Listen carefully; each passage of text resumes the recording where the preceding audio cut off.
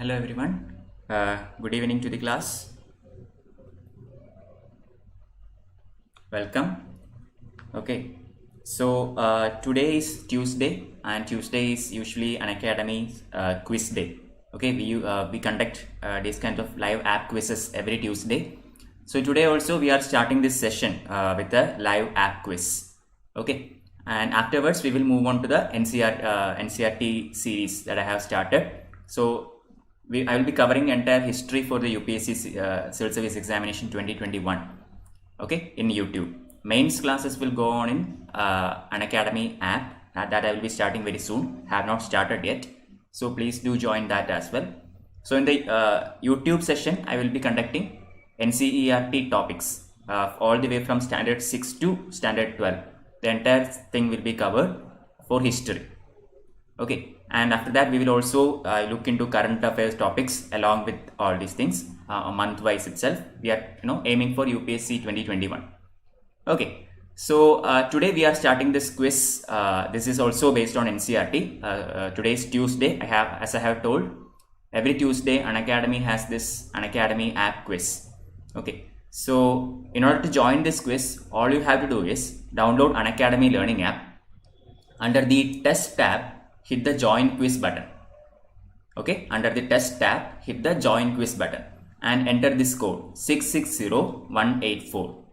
Once you do this, you will be able to participate in this quiz. Okay, so we will start very soon. Those who wish to participate, kindly download Unacademy Learning app. Under the test tab, hit the join quiz button and enter this code 660184. Okay, I will give you a couple of minutes for all of you to join, and afterwards we will start straight away. Okay, so this quiz is happening. The live app quiz is happening in Unacademy Learning app. It is not happening in YouTube. Okay, so those friends who are there in YouTube, kindly understand that you may not be able to see the question clearly if you try to read it from YouTube. Okay, it is happening in Unacademy Learning app. So please do join the quiz via the app. Okay, if you have any difficulty joining, please let me know and I will help you through it. Okay, you can tell me in the YouTube live chat and I will help you with that. Okay, so all you have to do is download Unacademy Learning app. In the app, under the test tab, hit the join quiz button. And when you hit this button, as you can see in the screen, when you hit this join quiz button, you will be asked to enter a code, and you can enter this 660184. Yes, more people are joining now. I request all of you to join via the app. Okay, there are 50 questions. One question, 40 seconds. That is how this is going. As you can see here, NCERT summary is the quiz.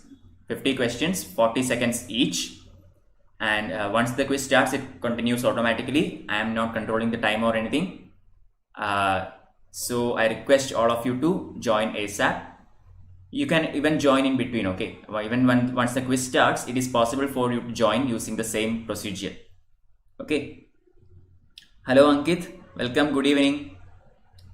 Please do join this quiz, okay? Download Unacademy Learning app and under the test tab, hit the join quiz button. And when you will be asked to enter a code, you can give this 660184. Okay, once this quiz is over, we have this quiz every Tuesday. Okay, other days this won't be there, but today is Tuesday, so we will have this. And after that, I will look into we will start with the NCERT Class 6. Okay, Class 6 NCERT, our past one, that textbook. We'll be covering that in a UPSC perspective. First 2 chapters also. Okay, we will be discussing all that. It is in there and that textbook. Okay, so please do join this quiz. I am just waiting for a few more people to join, and afterwards we will start straight away. There are 6 people in YouTube live, so I request them to join the quiz via the Unacademy Learning app. Okay, download the Unacademy Learning app. Under the test tab, hit the join quiz button. Okay, and when you are asked to enter the code, you can give this 660184 and you can also participate. Okay, so I am starting with the quiz anyway. I hope more people will join as we move on. Okay, now it is 4:06, so I am starting the session. Okay, here we go.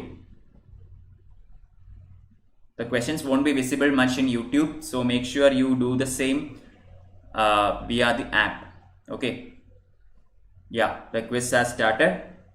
So the first question, consider the following statements about pitcher plant. Okay, it grows in soil which is deficient in nitrogen. 2. In pitcher plants, the lamina of the leaf is modified into the pitcher.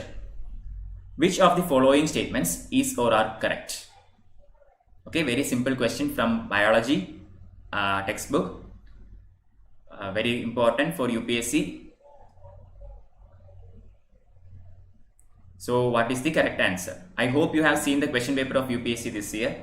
Okay, there were some questions from your NCERTs and all, especially in basic things were asked. Okay, so do not skip anything. Now, while you are preparing for UPSC 2021, make sure to get everything, done and ready. So the quiz has started.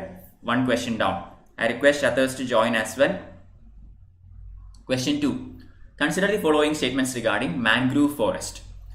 They lessen the impact of intense storms and acts as a buffer during natural calamities. 2. They increase erosion and decreases the process of sedimentation. 3. Due to the high salinity environment, the leaves get modified into thorns.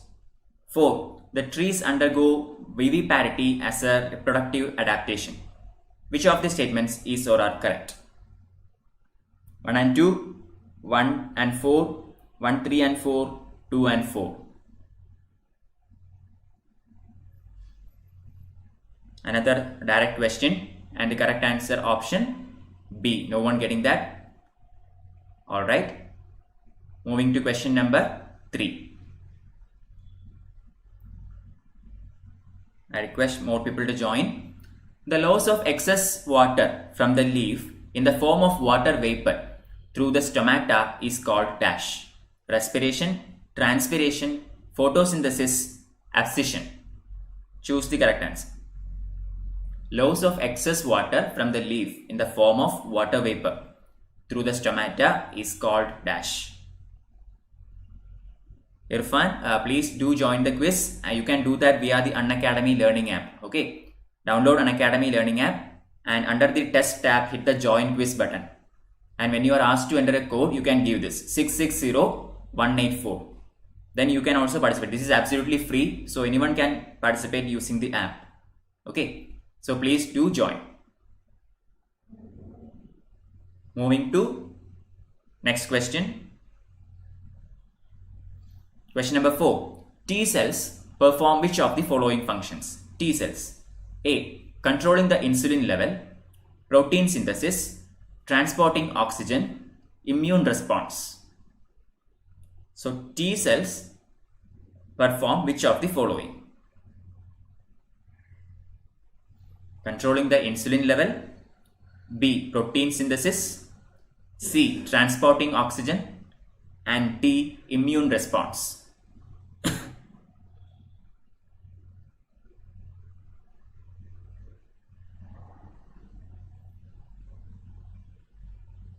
Yes, time has run out. Correct answer is actually option D. Alright, everybody got getting that correct. Very good. Easy questions, I think. Monica as well as Vignesh got it. Question number 5. Consider the following statements about phenomenon of temperature inversion. 1. It takes place where cold air masses settles over warm air mass. 2. Long night, clear skies and still air are ideal conditions for the temperature inversion. Which of the statements given above is or are correct? Okay, this is regarding temperature inversion, a very important geographical phenomenon. So which among the following statements is or are correct? It takes place when cold air masses settles over warm air mass. Long night, clear skies and still air is ideal for this temperature inversion. So correct answer option B only. So yeah, Monica getting that. Vignesh still at second place. Question number 6. With reference to permafrost, which of the following statements are correct? 1. It is the soil that has remained frozen for years under the topsoil. 2. It contains carbon-rich organic material. 3. It is found in the polar regions only.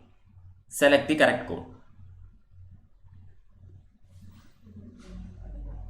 Very easy question regarding permafrost. The distance applications in current affairs as well. We have some environmental issues regarding permafrost unfreezing. Okay. So which of these statements are correct? And the correct answer, option A. No one getting that. I request the viewers in YouTube kindly join the quiz. You can still join. There are 50 questions, so please do join. Question 7. Emissions from which of the following sources can cause acid rain? 1. Volcanoes. 2. Swamps.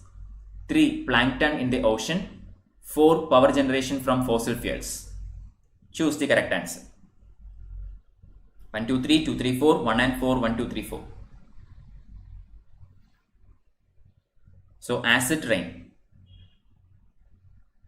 Which among the following can cause acid rain?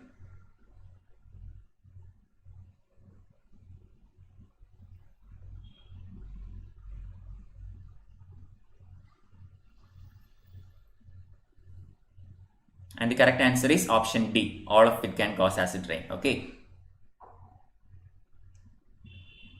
So sulfur dioxide, nitrogen dioxide, all these things goes up, comes down as H2SO4 and NO3s. Okay. So question number 8. A married couple adopted a male child. A few years later, twin boys were born to them. The blood group of the couple is AB positive and O negative. The blood group of the three sons is A positive, B positive and O positive. The blood group of the adopted son is dash. This is a logical question. So how is blood group coming from parents to children? That is how it is identified here. So the blood groups of parents are AB positive and O negative.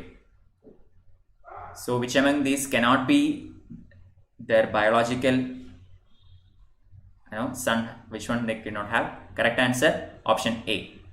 Very good. Both of you getting it right. Question 9. Consider the following statements regarding different types of weathering. 1. Exposure of rock to the changes in temperature causes chemical weathering.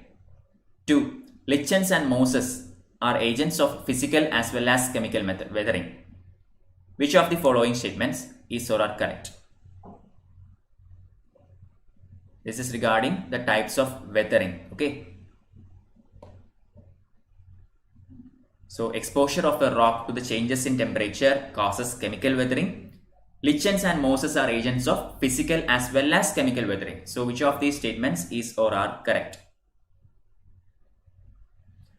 Yeah, time is up. Correct answer, option B only. Okay. Statement B only, that is option 2. Moving on to next question. Question number 10. Which of the following, or with reference to the petroleum sector, which of the following are commonly called as upstream industries?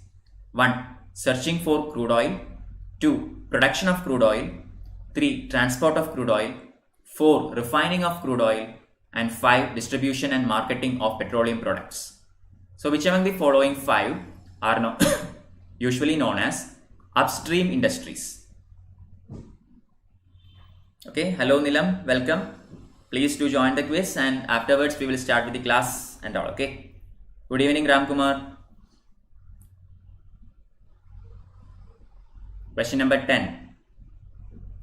Yeah, correct answer option A. Nobody getting that. So in order to join this quiz, all you have to do is download Unacademy learning app and under the test button hit the join quiz button. Okay, under the test tab hit the join quiz button and enter this code 660184. So question number 11 is on the board regarding natural vegetation. 1. These forests are found in areas with moderate rainfall of 100 to 200 centimeters per annum. 2. They survive in mean annual temperature of about 27 degrees Celsius. 3. Average relative humidity in these areas is 60 to 70%. And 4. These forests are also found in some parts of Odisha and West Bengal. So which of these statements is or are correct regarding natural vegetation? Correct answer option B, 100% getting that. Very good. And we are moving to our next topic or next question. Number 12. A rainforest once destroyed is almost impossible to recover. What is or are the reasons for such a problem? 1. The soil in the tropical rainforest floor is devoid of nutrition. 2. Very low rate of leaching and lateralization due to heavy rainfall. 3. The tropical rainforests thrive in natural conditions under internal complexity and interdependence. Choose the correct option. This is regarding rainforest and the reason why it is impossible for it to recover once it is lost. Easy question. And the right answer option C, nobody getting that. Nilam has joined the quiz. I request other learners on YouTube kindly join this quiz. Question 13. Which of the following pairs is or are correctly matched? 1. Referendum. Method of obtaining people's opinion in any issue of public importance. 2. Initiative. People can propose a bill to legislature for enactment. 3. Recall. Voters can remove a representative before the expiry of his or her term. 4. Plebiscite. A proposed legislation is referred to the electorate for settlement by their direct votes. So which among these is or are correct? 2, 3, 4, 1, 2, 3, 2 and 3, 1 and 4.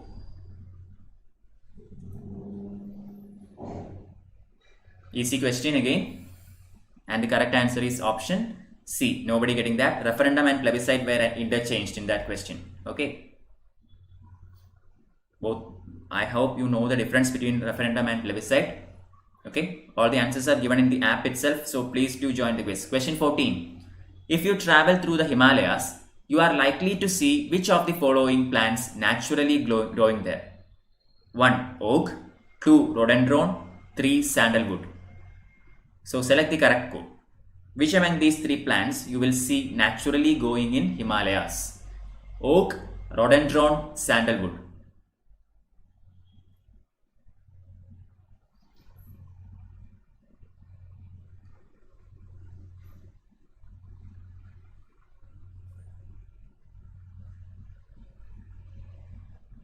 Simple question it was actually, and correct answer is option D. Okay, everything can be found in Himalayas, both all the three, oak, rhododendron as well as sandalwood. Okay. Question 15 out of 50. Which of the following statements is or are correct regarding vegetative propagation of plants? 1. Vegetative propagation produces a clonal population. 2. Vegetative propagation helps in eliminating the virus. 3. Vegetative propagation can be practiced most of the year. Select the correct answer. Regarding vegetative propagation, which of these statements is or are correct? So those viewers who are on YouTube, kindly join this quiz, and you can do that by downloading Unacademy learning app, and under the test tab hit the join quiz button and enter this code 660184. Okay. So after this quiz, we will start the NCERT classes. So we have this quiz every Tuesday only. Okay. So please do join. So NCERT portions will start right after this quiz. Question number 16. Which of the following is the process involved in photosynthesis? A. Potential energy is released to form free energy. B. Free energy is converted into potential energy and stored. C. Food is oxidized to release carbon dioxide and water. And D. Oxygen is taken and carbon dioxide and water vapor are given out. Pretty easy question. So which of these statements best fits photosynthesis?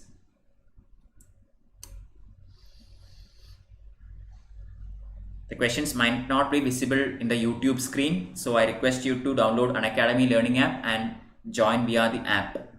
Okay, yes, Anshika also has joined us.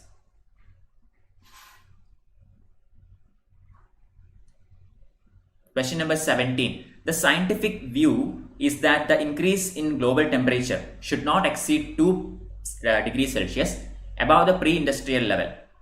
If the global temperature increases beyond 3 degrees Celsius above the pre-industrialized level, what can be the possible impact of it? 1. Terrestrial biosphere tends towards a net carbon source. 2. Widespread coral mortality will occur. 3. All global wetlands will permanently disappear. 4. Cultivation of cereals will not be possible anywhere in the world. Choose the correct answer.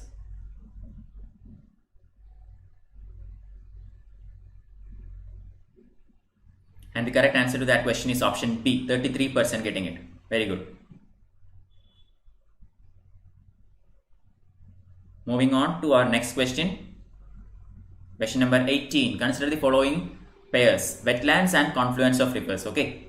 Harike wetland is in the confluence of Beas and Satluj. 2. Koilado Ghana National Park, Banas and Chambal. Finally 3. Kolleru Lake, confluence of Musi and Krishna. Which of these are correctly matched? We will be starting NCERT textbook right after the quiz is over. I request all of you to participate in this quiz via Unacademy learning app. Download the app. Under the test tab, hit the join quiz button and enter this code 660184. This is absolutely free. Anyone can participate. So please do join. Okay. After this quiz, we will start with the ancient India NCERT.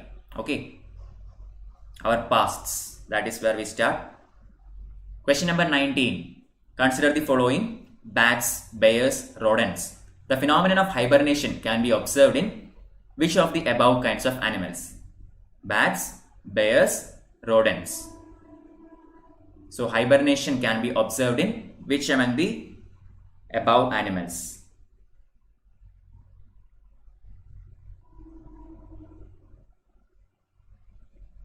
Simple question. Bats, bears and rodents. Hibernation or the winter sleep. Okay. This is a tricky question. You have to understand the difference between hibernation or the winter sleep and the summer sleep. Okay. So what is the correct answer to question number 19? It is option C. 40% getting that. Very good.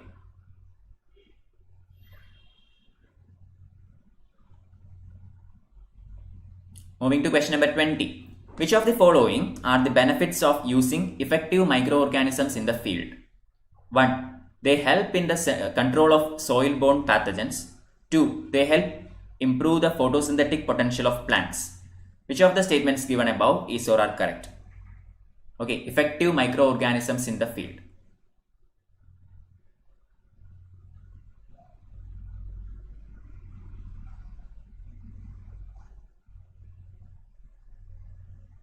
Alright, those who wish to participate in this quiz, download Unacademy learning app. Under the test tab, hit the join quiz button.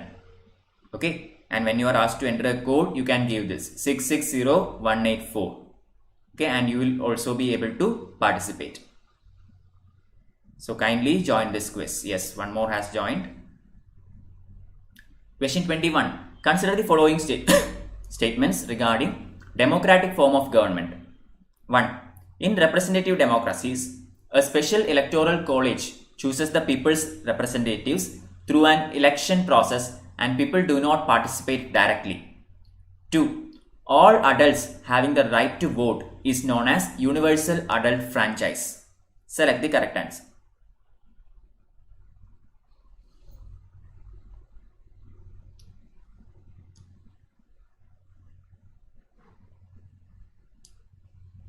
Very simple question in your polity textbook, okay? NCERT polity textbook, constitution, and the correct answer option B, okay? One is wrong. In a representative democracy, everybody will get the chance to vote. I mean, every adult will get the chance to vote, not just a special electoral college. Okay, question number 22. Consider the following statements regarding historical background of Indian Constitution. 1. All provisions of Constitution of India came into effect on 26 November 1949. 2. Minority rights were neglected while framing the Constitution. 3. The draft Constitution framed by Motilal Nehru Committee was adopted unanimously by the Indian National Congress. Which of the statements given above is or are correct?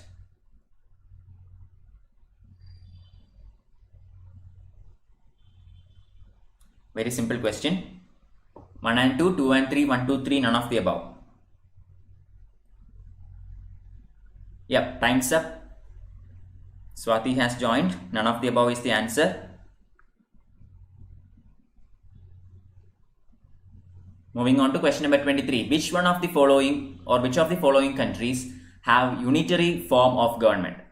United States of America, Russia, Britain. Okay, unitary form of government, federal and unitary. So which among the following has a unitary form of government? USA, Russia, Britain.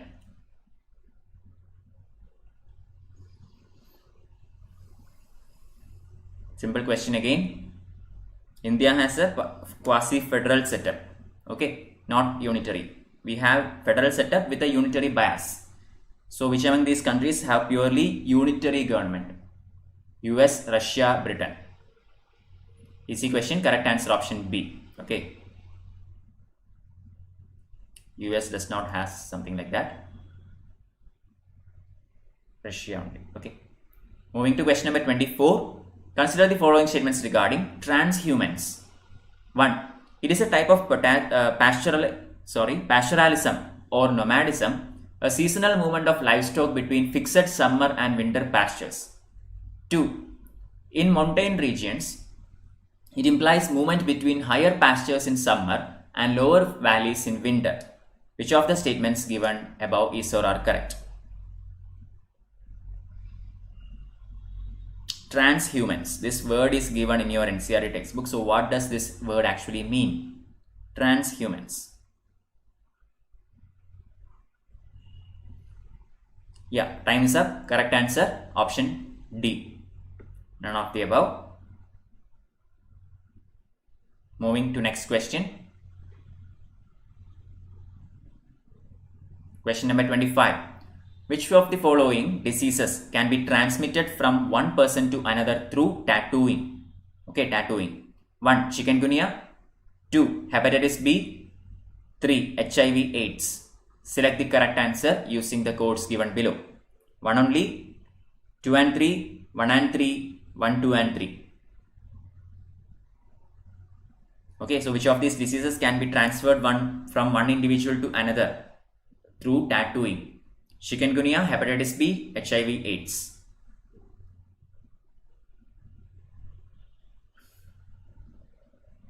Time's up. And the correct answer is option B. 60% getting it. Very good. Vignesh Kumar at the top, Monica second, Madhav IAS at third place. Question 26. Mycorrhizal biotechnology has been used in rehabilitating degraded sites because mycorrhiza enables the plants to 1. Resist drought and increase the absorptive area. 2. Tolerate extremes of pH. 3. Resist disease infestation. Select the correct answer using the codes given below. Okay, mycorrhizal biotechnology has been used for which among the following purposes? Okay. So in order to participate in this quiz, all you have to do is download Unacademy learning app and under the test tab, hit the join quiz button. Okay. And when you are asked to enter a code, you can give this 660184. Yeah, now Divya has also joined. I request others also to join. Moving to question number 27. Which one of the following sets of elements was primarily responsible for the origin of life on Earth? Option A. Hydrogen, oxygen, sodium. B. Carbon, hydrogen, nitrogen. C. Oxygen, calcium, phosphorus. And D. Carbon, hydrogen, potassium. So, responsible for the origin of life on Earth. Okay.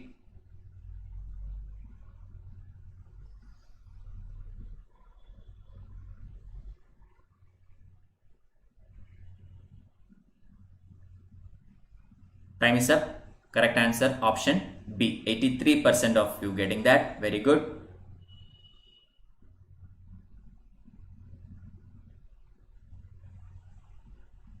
Moving to question number 28.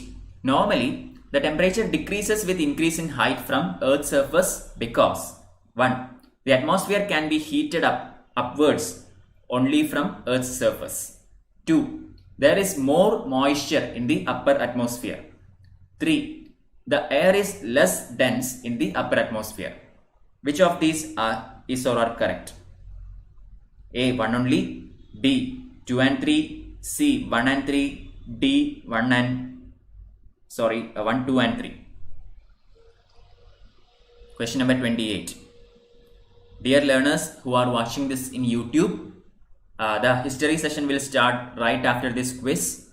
In order to participate in this quiz, kindly join Unacademy learning app. Okay, you can freely download the Unacademy learning app, and in the app, under the test tab, hit the join quiz button. And when you are asked to enter a code, you can give this 660184. You can also participate in this quiz. This is absolutely free. Anyone can join. Okay. Question 29. Consider the following factors. 1. Rotation of the earth. 2. Air pressure and wind. 3. Density of ocean water. 4. Revolution of earth. Which of the above factors influence the ocean currents? Okay, which of the above factors influence the ocean currents?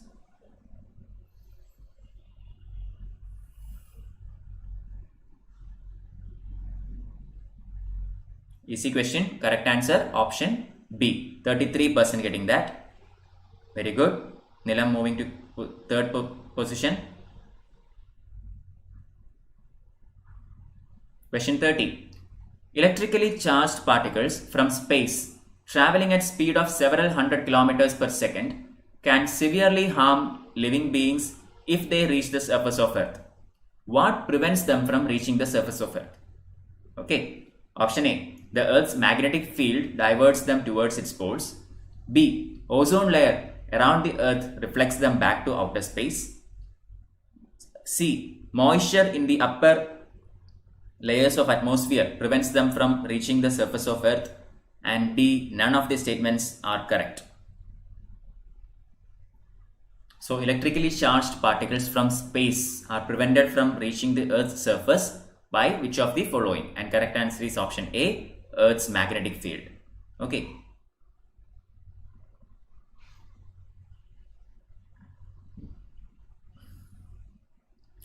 Question number 31. In which of the following cases the President of India can appoint acting Chief Justice? 1. The office of Chief Justice of India is vacant. 2. The Chief Justice of India is temporarily absent. 3. The Chief Justice of India is unable to perform his duties. So, in which of these situations can the President of India actually appoint an acting Chief Justice?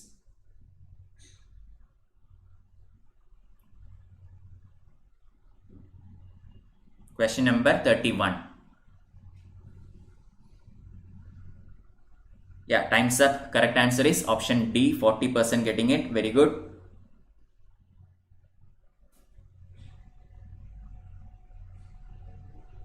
Vignesh has crossed 1000 mark.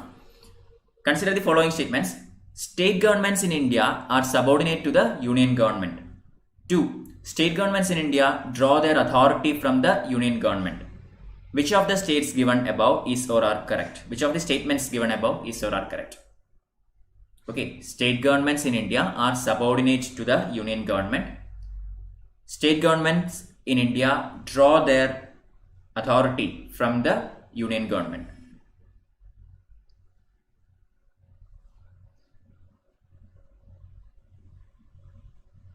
Yeah, time is up. And the correct answer to question number 32 is option D. None of the above. Okay. Those who wish to participate in this quiz, simply download Unacademy learning app. Under the test tab, hit the join quiz button. Okay. And you can give this code 660184 in order to participate in this quiz. This is absolutely free. Anyone can join with the app. Okay. Question 33. In the Indian legislature, right to move a motion for an adjournment of the business of House should not 1. Deal with any matter that is under adjudication by the court. 2. Raise a question of privilege. 3. Be restricted to a specific matter of a recent occurrence. Select the correct answer. So adjournment motion can be passed, or it can be introduced only when which of these criterions are met. Correct answer option C. 40% getting it. Very good. Swati moving to 4th place. Nilam at 5. Vignesh still at the top. Question 34. With reference to Lok Sabha Speaker, consider the following statements. When the office of Speaker has a vacancy, the date of election of the Speaker is fixed by Deputy Speaker. 2. Speaker can vacate his office by submitting his resignation to the President. 3. Speaker can vote in the first instance when a resolution for his removal is considered.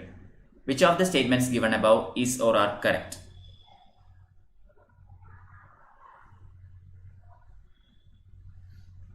Regarding Speaker, okay. Dear viewers in YouTube, our history session, the class will start right after this quiz. Okay, kindly join this quiz until then. And in order to do that, all you have to do is download Unacademy Learning app. Under the test tab, hit the join quiz button. Okay, once you do that, you can enter this code 660184 and you can participate. Okay. Question number 35. With reference to the grants by Parliament, consider the following statements. 1. Excess grant is given for additional expenditure on a new service not contemplated in the budget for that year. 2. Additional grant is given when the money on a service is spent more than the budgeted in that financial year. 3. Token grant is given when funds for a new service can be provided by reappropriation. Choose the correct answer. There are 50 questions totally. We are at 35 now. Once we complete the 50 questions, we will start the history class.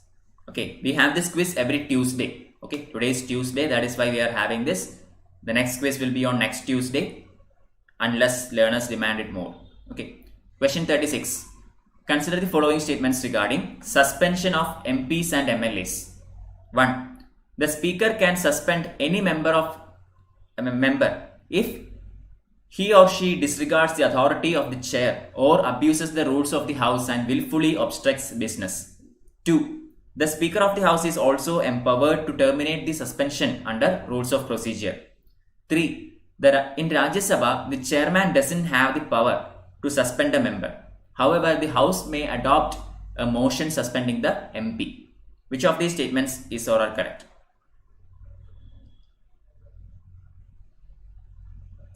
Correct answer option C, 20% getting that. The answers to these questions will be given in the app itself in written manner. You can go through that. So I request all of you to participate via the app for detailed answer. Okay. Question 37. With respect to directive principles outside part 4, which of the following statements is or are correct? 1. Every local authority should provide facilities for instruction in the mother tongue to children belonging to religious and linguistic minority groups. 2. Directive principles outside part 4 hold lesser importance as compared to directive principles under part 4. Choose the correct answer.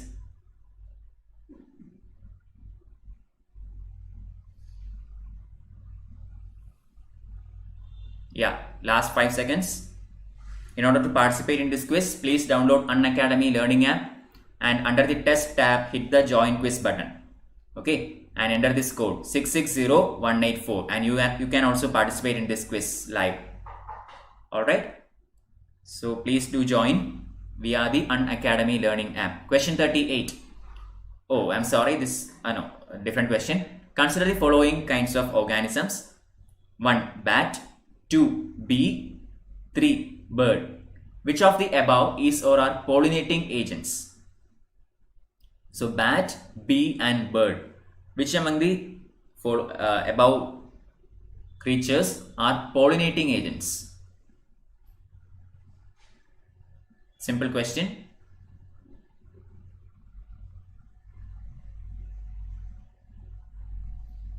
So pollination, you all know that, you have studied in biology what pollination is. So which among these creatures can actually, or organisms can actually help in pollination? Easy question, 83% getting that. All the above. bats, bees as well as birds. Moving to our next question now. Question number 39. Consider the following statements regarding functions of Finance Commission. 1. The distribution between the Union and the states of a net proceeds of taxes. 2. The principles which should govern the grants in aid of revenues of the states out of Contingency Fund of India. 3. The measures needed to augment Consolidated Fund of State to supplement the resources of panchayats and municipalities. Which of the above statements is or are correct? The questions may not be that clear in YouTube screen, so please join the quiz via the Unacademy learning app. Okay, so that you can also participate. 67% getting that right, very good. Vignesh at first, Madhav second, Monica third. Question 40. Consider the following about Bodo language. 1. Bodo is listed in in 8th schedule of the Constitution, and it was first tribal language to be included in the 8th schedule. 2. It is spoken in Assam, Arunachal Pradesh, Nagaland, Meghalaya and West Bengal. 3. The language has a history of having been written in at least 3 different scripts. Which of the statements given above is or are correct?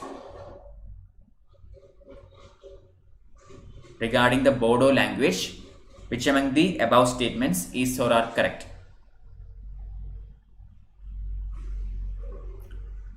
Time's up. Option B is the correct answer. 67% getting it. Very good.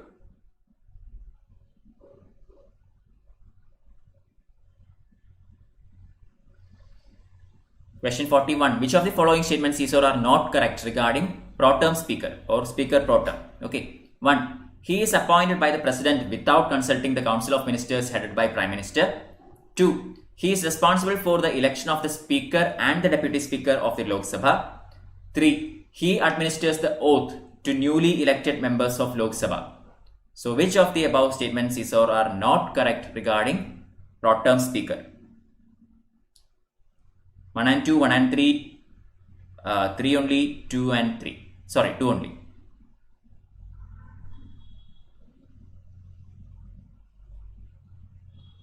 Time is up. Correct answer, option A. 100% of you getting it. Very good. Everybody gets a plus 100 in that question. Easy question, I think. Moving to next question. Option 40, question 42. With reference to stem cells frequently in the news, which of the following statements is or are correct? 1. Stem cells can be derived from mammals only. 2. Stem cells can be used for screening new drugs. 3. Stem cells can be used for medical therapies. Select the correct answer.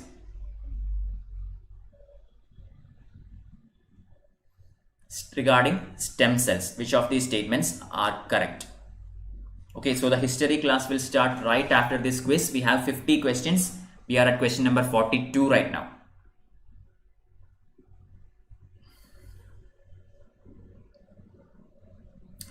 And the correct answer to 42nd question, option B. Okay. Yeah. Vignesh at first, Madhav second, Monica third, Swati fourth, Nilam 5. 43rd question. Consider the following statements regarding 6th schedule of Constitution. 1. As per 6th schedule, the 4 states contain the tribal affairs which are technically different from scheduled areas. 2. 125th Amendment Bill seeks to increase financial and executive powers of 10 autonomous councils in the 6th schedule areas. 3. The President can modify or divide the boundaries of autonomous districts in 6th schedule by notification. Which of the statements given above is or are correct? Okay, regarding 6th schedule, which among the above statements is or are correct? Time is up. Correct answer, option A. Very few getting that right.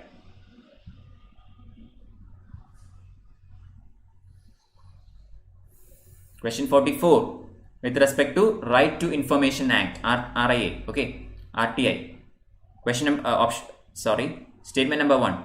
Every citizen of India is required to pay a fee to obtain information under RTI 2005. 2. The Central Information Commission does not have suo motu powers to inquire into particular matter. 3. The Prime Minister of India, the leader of opposition of Lok Sabha, and a Union Cabinet Minister are the members of committee for the appointment of CIC. Which of the statements given above is or are correct?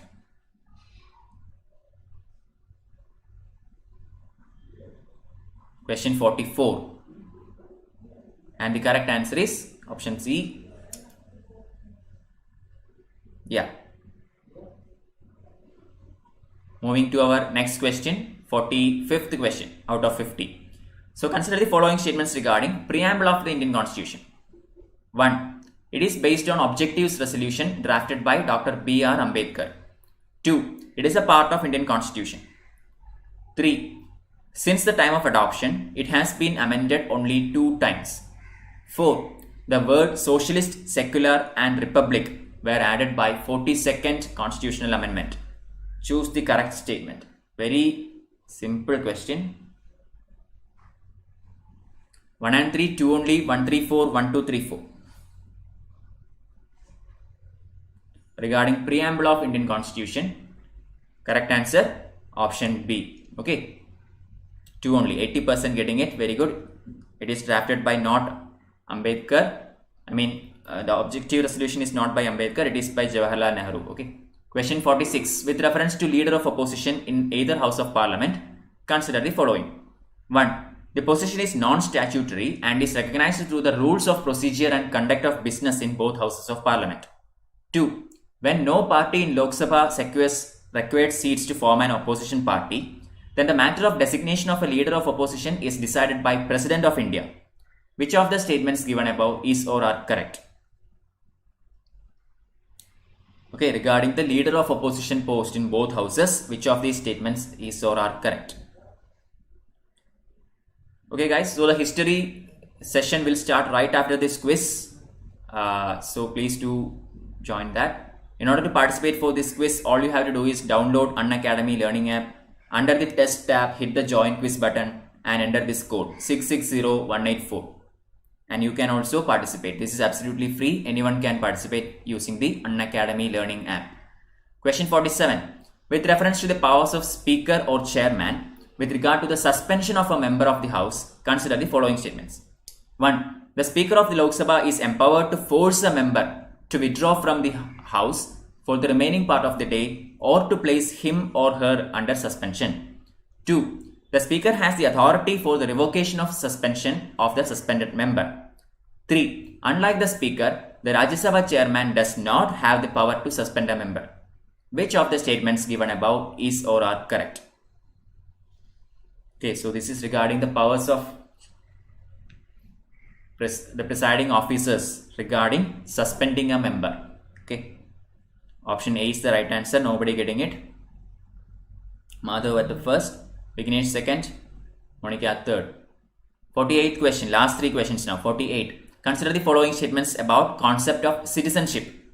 1. It is full and equal membership of a political community.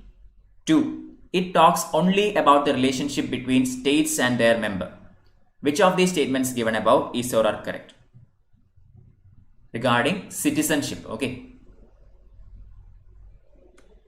So which among the above statements is or are correct regarding the concept of citizenship?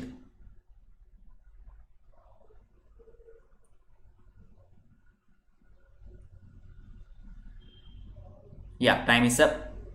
And the right answer to that question is option A. 29% getting that.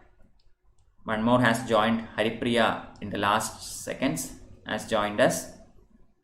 Only 2 more questions to go actually. 49. Which of the following aspects of rule of law are applicable to the Indian system as mandated by Indian Constitution? 1. Absence of arbitrary power. Equality before the law. The primacy of the rights of an individual. Select the correct answer. So which of the following aspects of the rule of law are applicable for Indian system as mandated by the Indian Constitution? Absence of arbitrary power, equality before law, primacy of rights of the individual. Time's up. Last but first question. 49 questions completed. We have only one more question. Okay, A is the right answer. Nobody getting that. And we are moving into the final question for the day. 50th question. Afterwards, the session on history will start. Okay, standard 6th NCERT. We will start. Question number 50 out of 50. Which of the following parliamentary committees are headed by the Speaker of Lok Sabha? 1. Estimates Committee. 2. Business Advisory Committee. 3. Parliamentary Affairs Committee. 4. General Purpose Committee. And 5. Rules Committee. So which among these 5 committees is headed by Speaker of Lok Sabha? Easy question again. So 1, 2, 3, 2, 3, 4, 1, 3, 5, 2, 4, 5. Choose the correct code. Last question for the day and we are done. Yep, time is up. And the correct answer is option D. Alright, the last question, Pavitra also joining the quiz. So we are done actually. The winner for the day is Vignesh Kumar with 1417 points. Followed by Madhav and Monica at second and third places. Swati, Nilam, Divya at 4, 5, 6 respectively. Okay, very good guys. The solutions for all these can be seen here itself. Just adjacent to the leaderboard, if you tap the solutions tab, you can see all these questions again. And if you click that drop down arrow adjacent to the question, you can actually read the answers. Okay, statement 1 is correct, statement 2 is correct. Why is that? All this is given in detail within the app itself. So I request all of you to join our quizzes and not to miss any of them. Okay, so 1 second.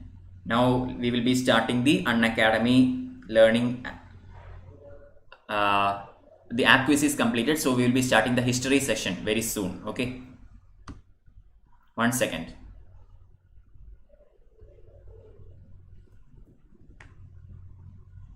Let me just set it up and we will start the session straight away.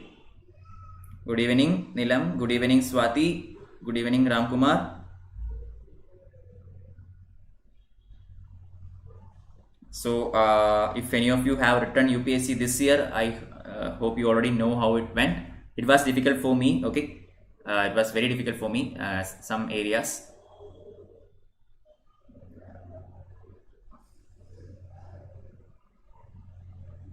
Alright, we will start the history session. Okay, today's section is actually based on NCERT Class 6. Okay, we will be today we will be only just starting. So the first 2 chapters of NCERT 6th standard will be covered.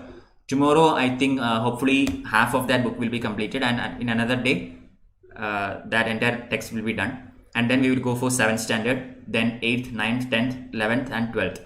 Okay, so by 1.5 months, the entire NCERT history will be done solely in this class.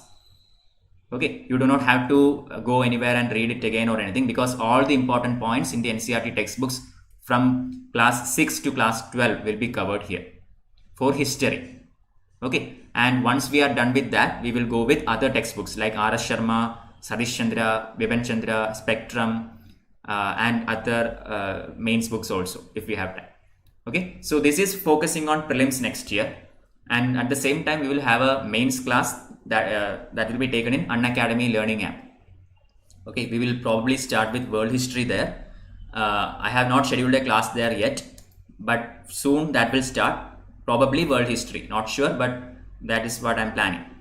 Okay, so let's begin this session. Let me just go through your comments first.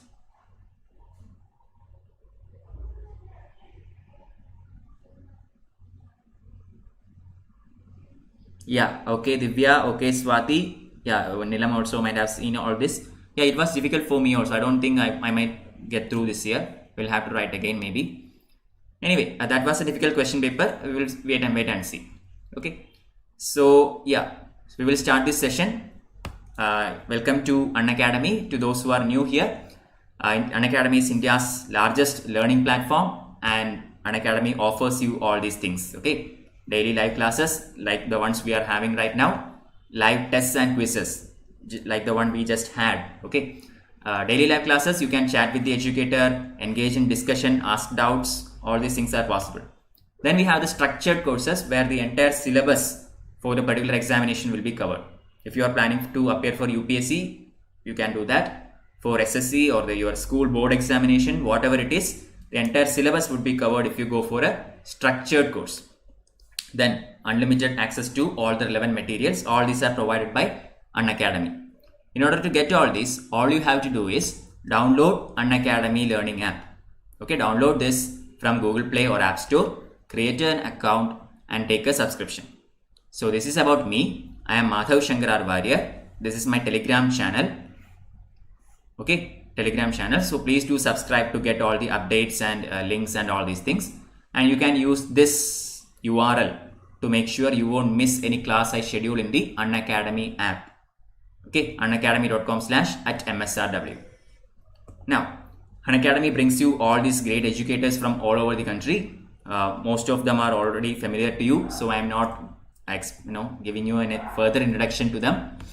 Anyway, this is what UPSC CSE channel looks like. So please do get a subscription. Okay, so if you get a subscription, this is what you get: polity, governance, history, current affairs, economy, geography, all these things, along with optional courses, practice and strategy sessions, answer writing courses. So you will get all these things if you go for a subscription. Okay, so those who are planning to attempt the exam in 2021, please make sure to get one. And this is the rates. The rates are going to be increased very soon. So I request you to take a subscription if you are planning to do one. So 1 year rate for a basic package or the plus package is 44,000 rupees. 10% reduction applicable upon using my code MSRW1. Okay, 2 years rates are also given here. Same reduction is applicable upon using my code. You can pay the fee via EMI also. No cost EMI is also available to you. So in the basic package, you will get everything that I have so far mentioned. Okay, but if you go for an iconic subscription, this is something exclusively for UPSC aspirants only. If you go for this, 1 year rate would be 64,000 rupees. 10% discount applicable using my code. 2 year rates are also shown here. Again, here also EMI is applicable. But the advantage that you get for iconic subscription is that you will get a personal coach. Okay, somebody who will be there to guide you, answer your queries. That person will be like a one-on-one kind of session. That mentor will be there with you throughout your exam preparation. You will also be getting daily mains answer writing practice, study planner, personalized feedback. So all these things you will get extra if you go for an iconic subscription. Okay, so please do get one. So this is how my Unacademy channel looks like. You can watch all these videos for free initially. The plus videos you cannot watch because it is only for subscribed students. If you have subscribed, you can watch that too. Okay, so make sure to get a subscription. So that is all about Unacademy. If you have any doubts regarding how to get an Unacademy subscription, you can ask me and I will help you through that. Okay, so we will be starting with the textbook of history for class 6. Let me look at the comments. Okay, Nilam. Yeah, in general, this time question paper, the polity session was very easy. But economics was slightly difficult for environment also. Okay, history, certain areas were difficult, some questions were direct. Okay, that is the overall assessment. Generally, assessment is that this year's paper is difficult. Okay, so the cutoff will be low, but have to see how much low it will be. Anyway, our past textbook for history, class 6, social science. Okay, so you all know that UPSC demands thorough knowledge on NCERTs because lots and lots of questions are asked from NCERT textbook. The exact statement is given in the options. That has happened. Okay, so we are looking to everything starting from class 6 onwards, class 12, up to class 12. The entire history will be covered, ancient, medieval, modern, art and culture, everything. Okay, so we are starting with the first book in this whole course, and that is our past one, NCERT. Okay. Yeah, okay. So here we go. So the chapter 1 is what, where, how and when. Okay, so a basic introduction before we move on.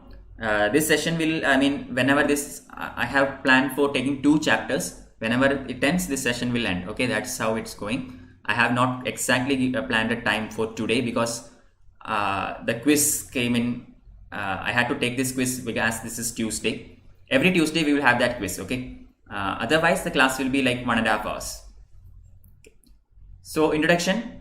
Okay. So the first thing is when we study history, we are trying to find out what happened in the past.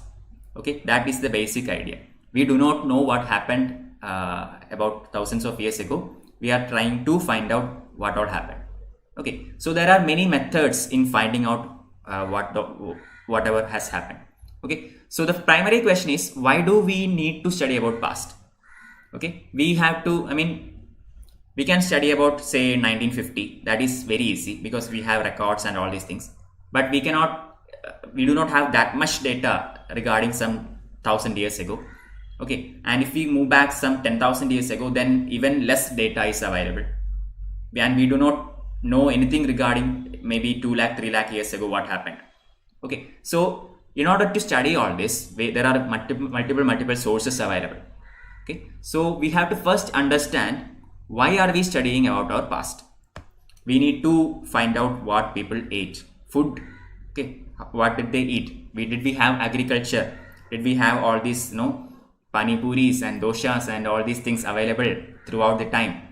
No. What kind of clothes they wore? Did they had this, hi-fi apparel, high fashion technology all these times? No. People all started without clothes, then they evolved with basic, leaves, then animal skin and all these things, and we are finally evolved into where we are right now. Okay, then about houses they lived in, we have these skyscrapers or awesome multi-storied buildings are available right now. But was that the condition earlier? No, people used to live in caves, right? Caves or pits or even temporary shelters made of trees and all these were happening ages ago. Okay, so the process of evolution has got us here to where we are right now. Okay, then regarding occupation, what the people at that time did, finally what were their extracurricular activities, if I can say that. I mean, there was no curriculum at that time, but even then, what were their practices and what did they do in their leisure time? So all these things are of interest to us because we are basically studying about how humans evolved. We are studying our own past. We are not studying about past of some aliens or anything. We are trying to understand how humans reached here from where we started. Okay, so that is what history is all about. History is a continuous dialogue between present and past. Okay, right now I have completed a quiz just 10 minutes ago, and that is in the past right now. Correct. So we are trying to understand and study our past using all that we have. So first question is, where did people live? Okay, so we know for one sure that the first person or the initial people would have started their life in riverbanks. Okay, you might think this is very very simple things I am saying, very easy to understand. UPSC is not going to ask any of these things. This kind of thought might come for you, but understand that UPSC questions have in the last 4-5 years is becoming more and more tricky. They are not actually asking exactly factual questions. They will be asking some some things that will appeal to your mind. You will have to guess and get the correct answer. Also, this is a basic introduction, and eventually the level will get up and move on high and high. Okay, this is the standard 6 textbook. That is why this is comparatively easier. But trust me, even in this session there are things you do not know. Okay, I am pretty sure about that. If I put a quiz regarding this particular session or the first 2 chapters of standard 6 NCERT, many of you will get at least 30 to 40% of answers wrong. That will happen. Okay, that is why I am being thorough. You can ask me questions if you want.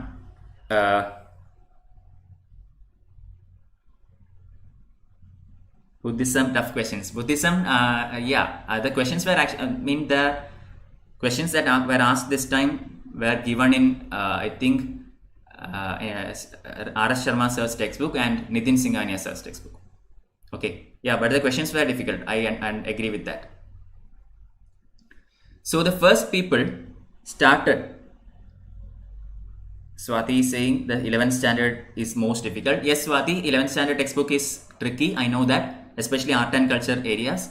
I will get to that also. Okay, I mean, I am planning a lengthy series here to cover all the whole NCERTs. Everything in the NCERTs will be covered.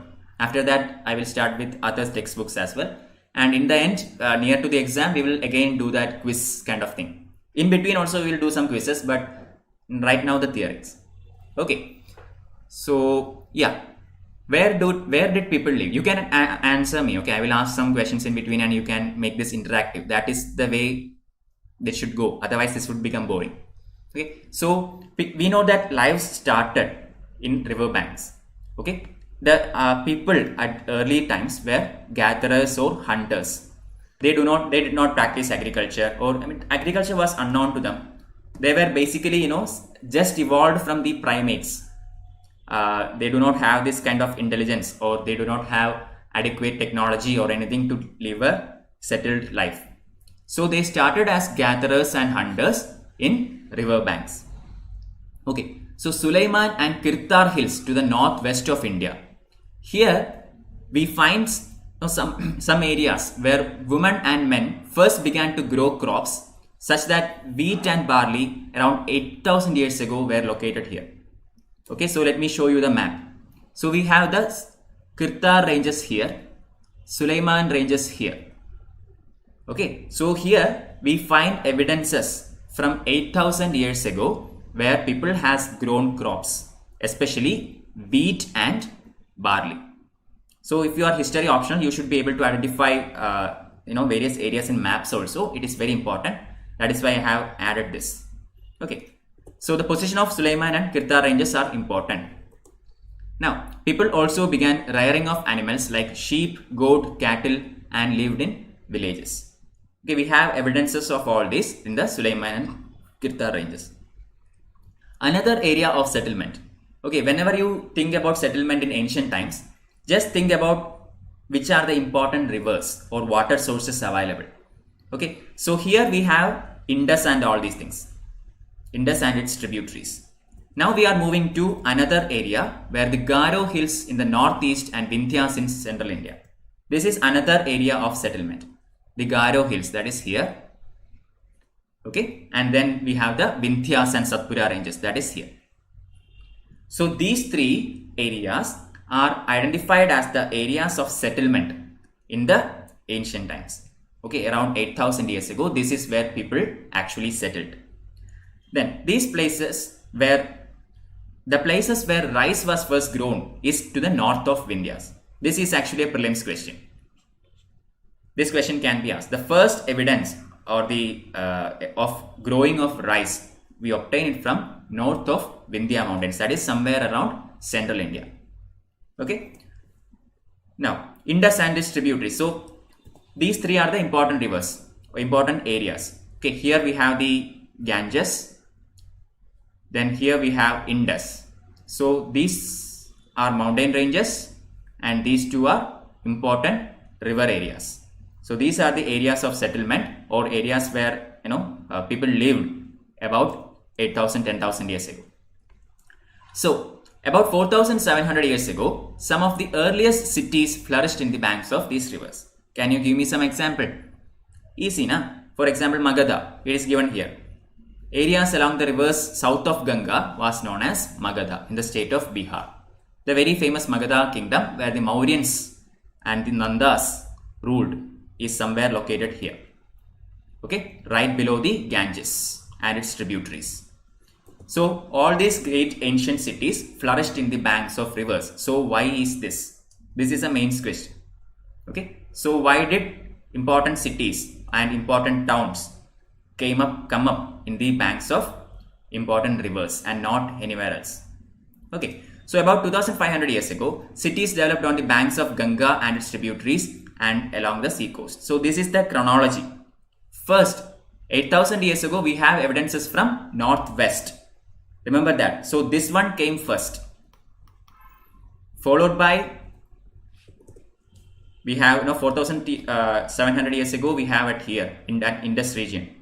And then only later, do we have evidences from the Ganges Valley? Why? That also is another question. 2500 years ago. Here 8000 years ago. So why do we have this happening after a very long time? It took about 6000 years before people actually started settling near Ganges. Why? Okay, that is a question. The reason we will know. I mean, you already know this. The reason is that we do not have adequate materials to clear thick forests. Okay, the Ganges area was thickly populated. I mean, it was a very thick forest at that time, and usual stone tools is not enough to cut through that forest. We need metal. We need something, metallic blades were necessary to do that. And finding iron, copper and other kinds of metals enabled the humans from transferring from one area to these kinds of thick forests. That is why it took about 6000 years before people actually came to these Ganges valleys. Okay, so moving on about expansion. So what were the causes of this expansion?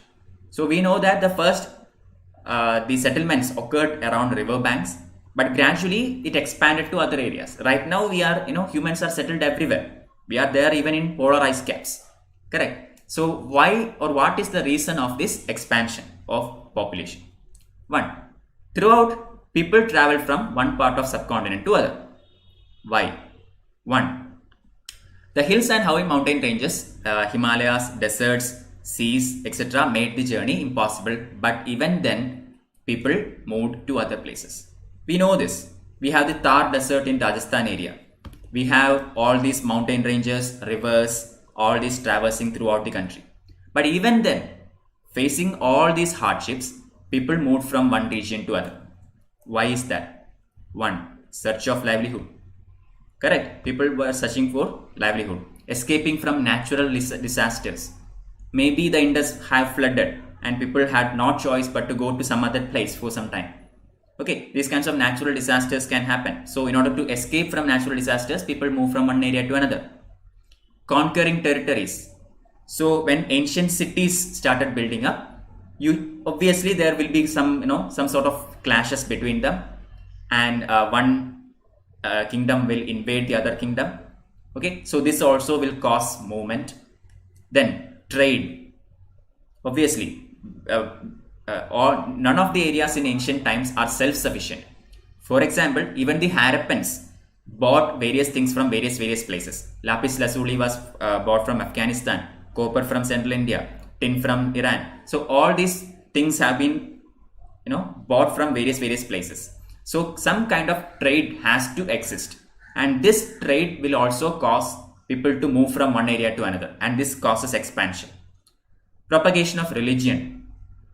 Religious leaders, like Buddhist teachers, other Islamic preachers, all these people moved from one area to another, preaching their own religion. Okay, ancient religions like Hinduism, Buddhism, Jainism. We have lots and lots of religious preachers at that time, and they wandered around various areas, through villages, towns, countries, all these things, spreading different religion.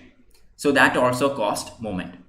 Finally, adventure. Some people might have taken it for adventure also. So these are the causes of expansion of settlement from one area to different parts of the world or subcontinent. This is also a prelims question. These kinds of questions are what UPSC is asking right now. Which among the following are the probable causes of expansion of early settlements from river banks to other areas? And they can give these kinds of options. 1. Escaping natural disasters. 2. Conquering territories. 3. Propagation of religion. 4. Adventure. Okay, when we see this question in UPSC answer sheet, we might actually get confused. I mean, we will definitely know they were trying to escape natural disasters, conquering territories, propagation of religion, but adventure, these kinds of terminologies will cause some confusion to us if we are actually seeing this in the examination hall. Okay, that is why I am putting in every point that is in the NCERT textbook so that you won't miss anything. Okay, so all this led to the sharing of ideas and intermixing of cultural traditions. Okay, so that population didn't or various communities sprang up at different parts, not at the same time. Okay, different times, different communities came up, and all of them had different cultures and traditions. So once this movement started, all these started mixing up, and this mixing up caused birth of new cultural traditions. Okay, we will see more about that in the coming sessions, but that is how the evolution of man happened. Okay, now ancient names, another important section. So for representing India, we had actually two names. Right now our constitution has two names, India and Bharat. Correct. India, that is Bharat, shall be a union of states. That is the article number 1 of Indian constitution. So right now India is referred by two names, India and Bharat. But the ancient world did not have these kinds of names. We had something else. So the word India comes from Indus, called Sindhu in Sanskrit. Iranians and Greeks who came through the northwest around 2500 years ago were familiar with Indus. Okay, and they call this Hindos or Indos. Another important thing to note here, Indus, okay, also called Hindos or the Indos, is actually the river Indus, not the country India. Okay, so Hindos and Indos are the terminologies used to refer to the ancient, river Indus. Land to the east of this river is called India, or was called India. Okay, so the name Bharata or Bharata was used for the group of people who lived to the northwest and who are mentioned in Rig Veda, the earliest composition in Sanskrit. Okay, so Bharata was the terminology that was used to represent a specific area, that is the northwestern regions, this region. Okay, the people who lived here were actually known as Bharatas. Okay, and the earliest reference to this is mentioned in Rig Veda. Rig Veda is also the first Sanskrit composition, or the oldest composition in the world. Okay, the Rig Veda, that you already know. Now, moving on, what are manuscripts? Manuscripts are, right now we have all these things, books, pen, paper, iTab, iPhone, computer, laptop, all these things to record information. But during ancient times, we did not have any of these articles for recording anything. This is the time when manuscripts came to fore.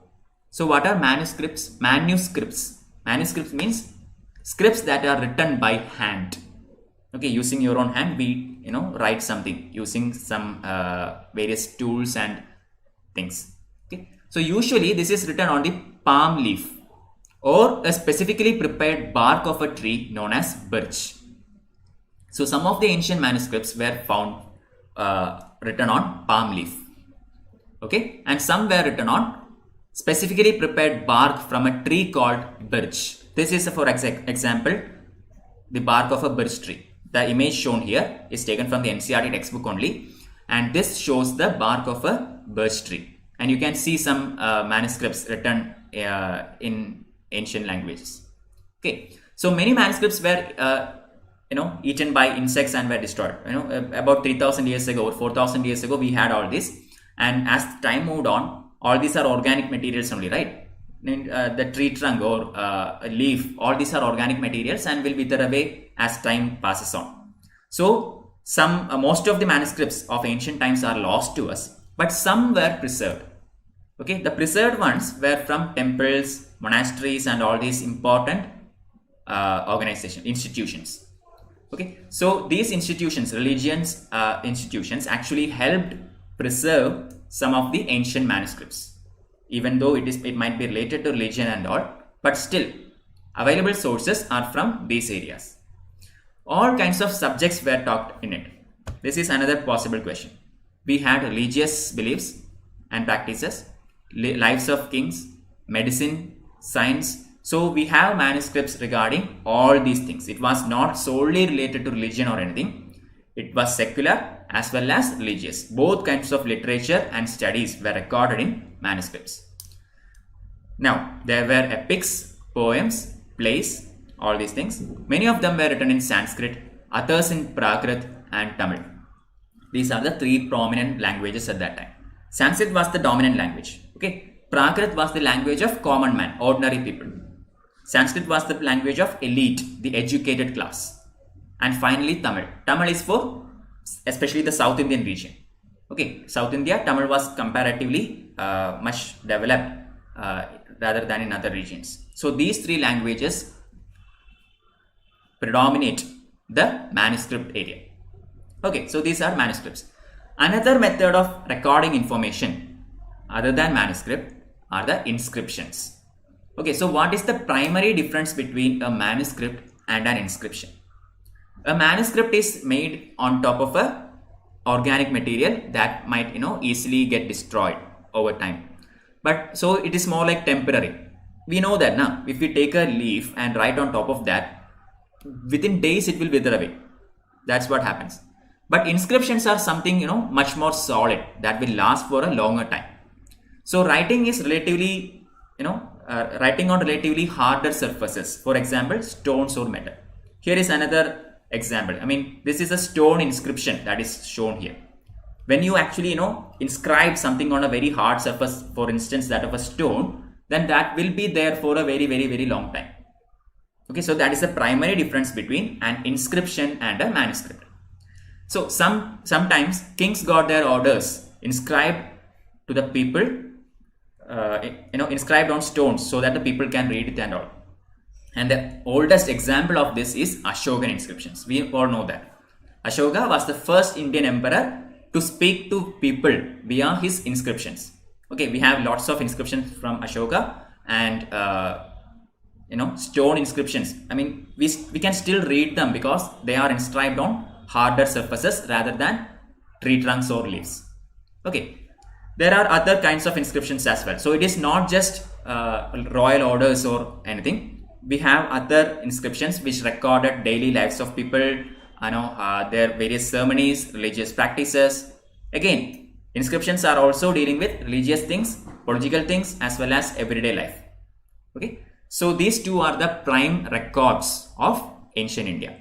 That is from where we get all this information. Okay, so this is the first chapter of NCERT Standard 6. A very quick review through that. We studied about what is the reason why we are studying history and what can we know about our past, where did people live or where the settlements came up at first. We looked into some important areas in the map. Then the causes of expansion, how people moved around the subcontinent and all.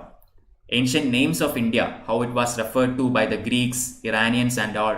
Okay, then we looked into how we get all this information through manuscripts and then through inscriptions. So this completes the first chapter of our past 1 standard 6 textbook. Moving to chapter 2, from hunting gathering to growing food. I am taking only this chapter by the end of today. Okay, after this chapter we are done. Tomorrow I will take a lengthier session, so because there is no quiz. Okay, hunter gatherers. So who are hunter gatherers? Generally they hunted wild animals, caught fish and birds, gathered fruits, roots, nuts, seeds, etc., etc., etc. So we know that in ancient times there was no agriculture. Agriculture was something actually developed after a very long time. Initially people were nomads. Nomads means they kept on wandering, wanderers. Okay, they moved from one area to another in search of food, shelter and all these things. So hunter-gatherers never knew agriculture. They hunted animals for food and they gathered fruits and seeds and all these things for daily subsistence. Okay, so hunter-gatherers moved from place to place. Why? Again, when you study history, you have to answer this question. Why? Why did hunter-gatherers, rather than staying at one place, move around? There are 4 reasons for this actually. First reason is that if they had stayed at one place for a very long time, then everything, the resources at that place would have been depleted. This is correct, na? If they are staying at one particular place, after a very long time, that animals around that place would have died. All the fruits and all would also have been depleted. The resources would have been depleted. So they had no choice but to move to another place and find more food. Okay. Second, animals move from place to place. So they have to follow them. Okay. So for example, they are, hunting deers or oxen, cattle. Okay, if they are hunting them and eating them, then as the animals move from one region to another, the hunter-gatherers will also have to move from one region to other in search of food. Otherwise, staying at one place was not logical because they did not know how to grow food. If they knew that, then they did not have to follow these animals or move from to other regions. Okay, then plants, trees bear fruit in different seasons. This is another issue.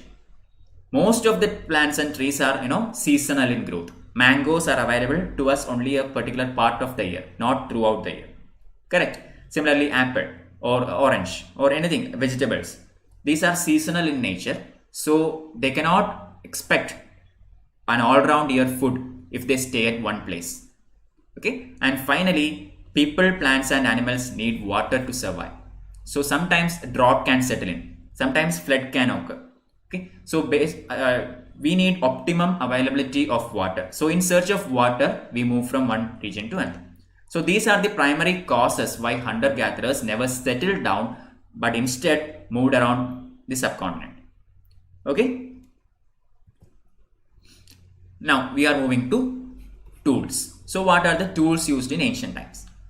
Tools of stone, wood, bone, of which tools are survived to the best. So we have examples of tools made of these three objects. Stone is there, pathar. Okay, we have wood and we have bone. So these three were the prime materials with which ancient people made tools. And what were the uses of these tools? These tools were used for cutting meat, scraping bark and hides, chopping fruit and roots. Okay, again, this was not actually something, a luxurious thing or anything. They used these tools for meeting their basic needs. They wanted to hunt animals for food. So in order to kill them, in order to, cut the flesh and all, they need some kind of sharp thing. So, with which they can actually tear the flesh. They, to chop down the, fruits and all, they need some kind of sharp object. So the idea of having tools was to make their lives easier. This is the idea of technology also, making the life easy. Okay, so the initial tools were built by stone, wood and bone, and they were used for cutting meat, scraping bark, hides, fruits and roots. Wood was also used to make huts and tools. Okay, so if you look at some ancient tools, you would see that the top portion of that would be made of stone and the handle will be made of wood. Okay, stone and wood. So these kinds of tools are available to us throughout from ancient period. So an example figure is shown here. A sharp stone is used to dig a hole in order to get the roots and all. Similarly, in order to cut through something, a sharp stone can be used. Okay, so these were the tools of ancient times. So where do we get all this information? How do we know people used all these things at that times? Because we have evidences that we get from certain sites.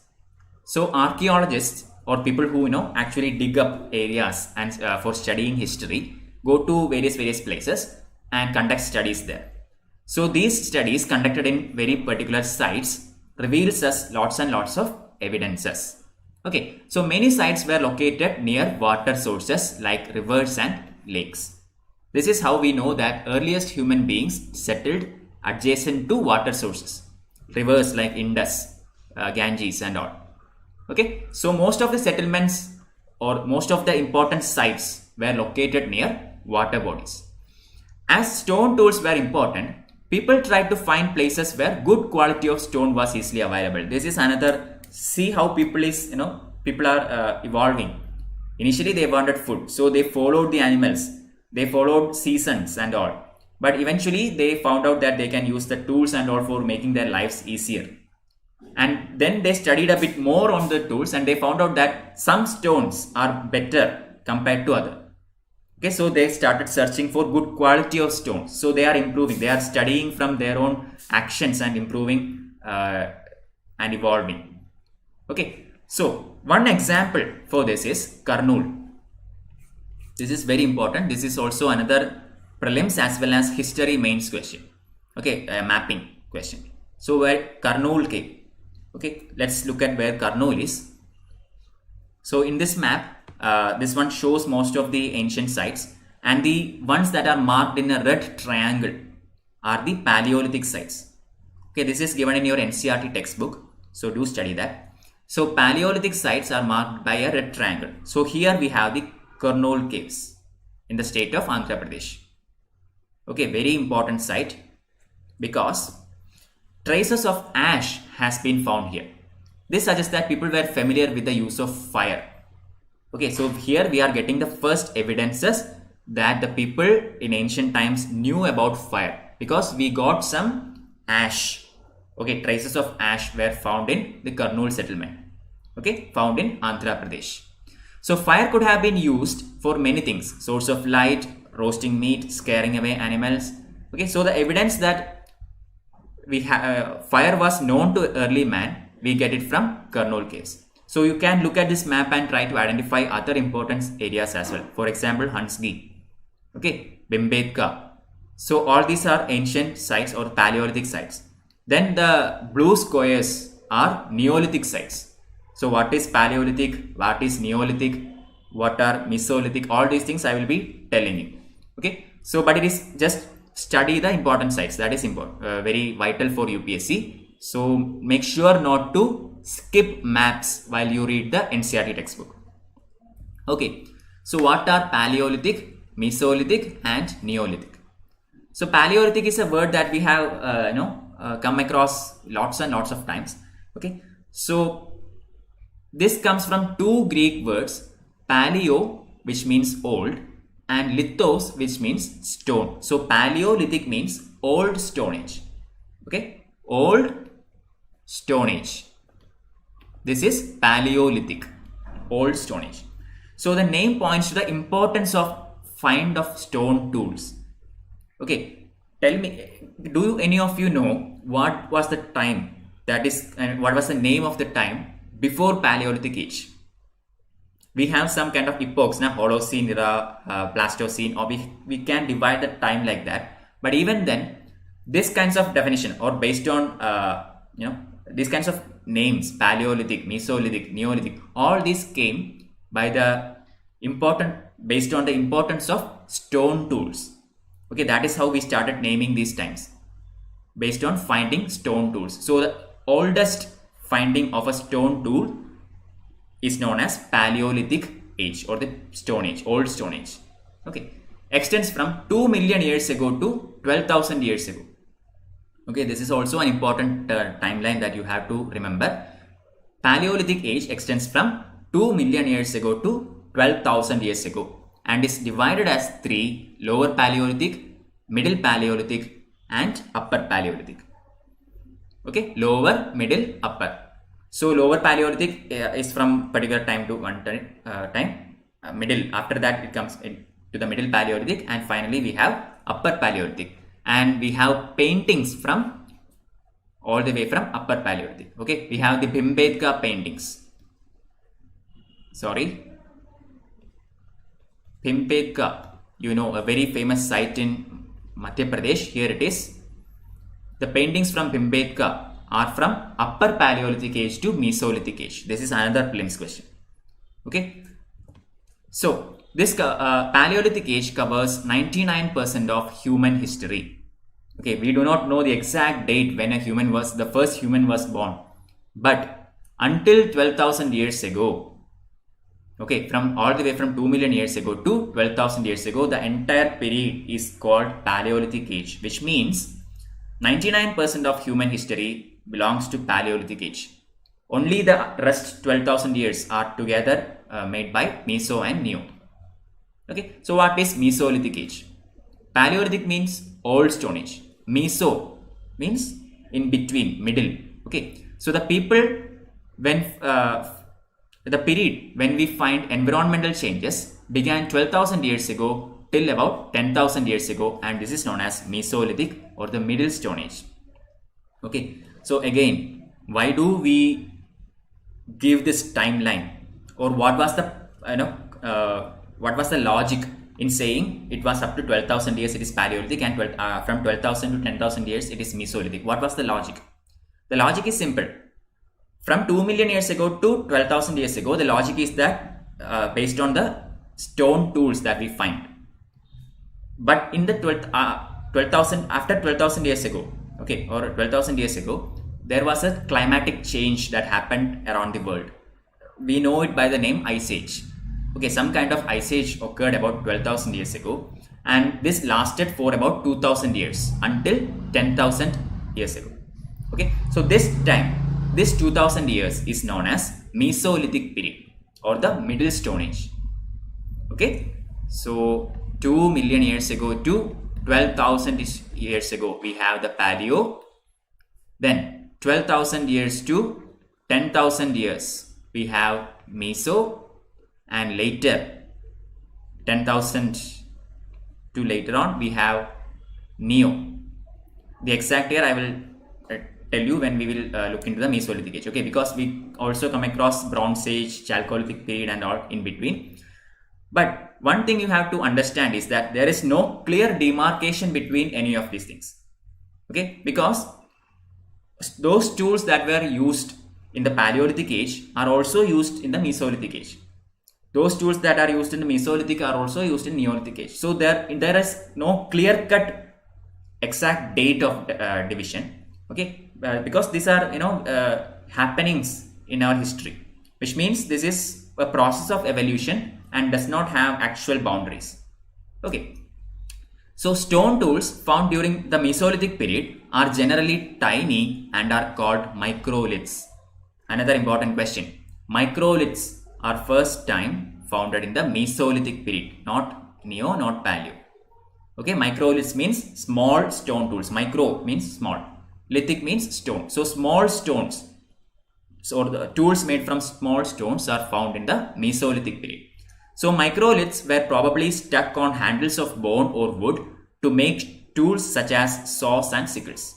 At the same time, older varieties of tools continued to be in use. I told you, even though there is some specific characteristics tool for each and every period, we have tools from older periods also being used in all these things, all this timeline. Okay, so there is no clear-cut boundary between different periods. All right, and next one we will have the Neolithic age. The Neolithic age is completely different from what we have seen until now, so it will be taken as a different chapter itself. Okay, so just understand this timeline. Now, adapting to the needs. Okay, so around 12,000 years ago, there was, already told you this, there were some major changes in the climate and there was a shift to a relatively warmer condition. Okay, before the Ice Age and after the Ice Age, I mean, once the Ice Age settled in, eventually the ice started melting and it moved away to the poles. Okay, so that was the end of Ice Age. So the relatively warmer conditions started settling in around 12,000 years ago. Okay, this led to the development of grasslands.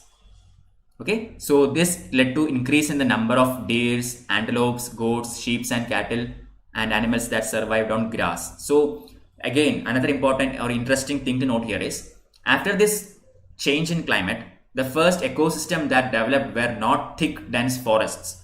Okay, it was grasslands, because grasslands do not need nutritious soil or any high kind of metabolic activity to happen. Grasslands are very basic ecosystems.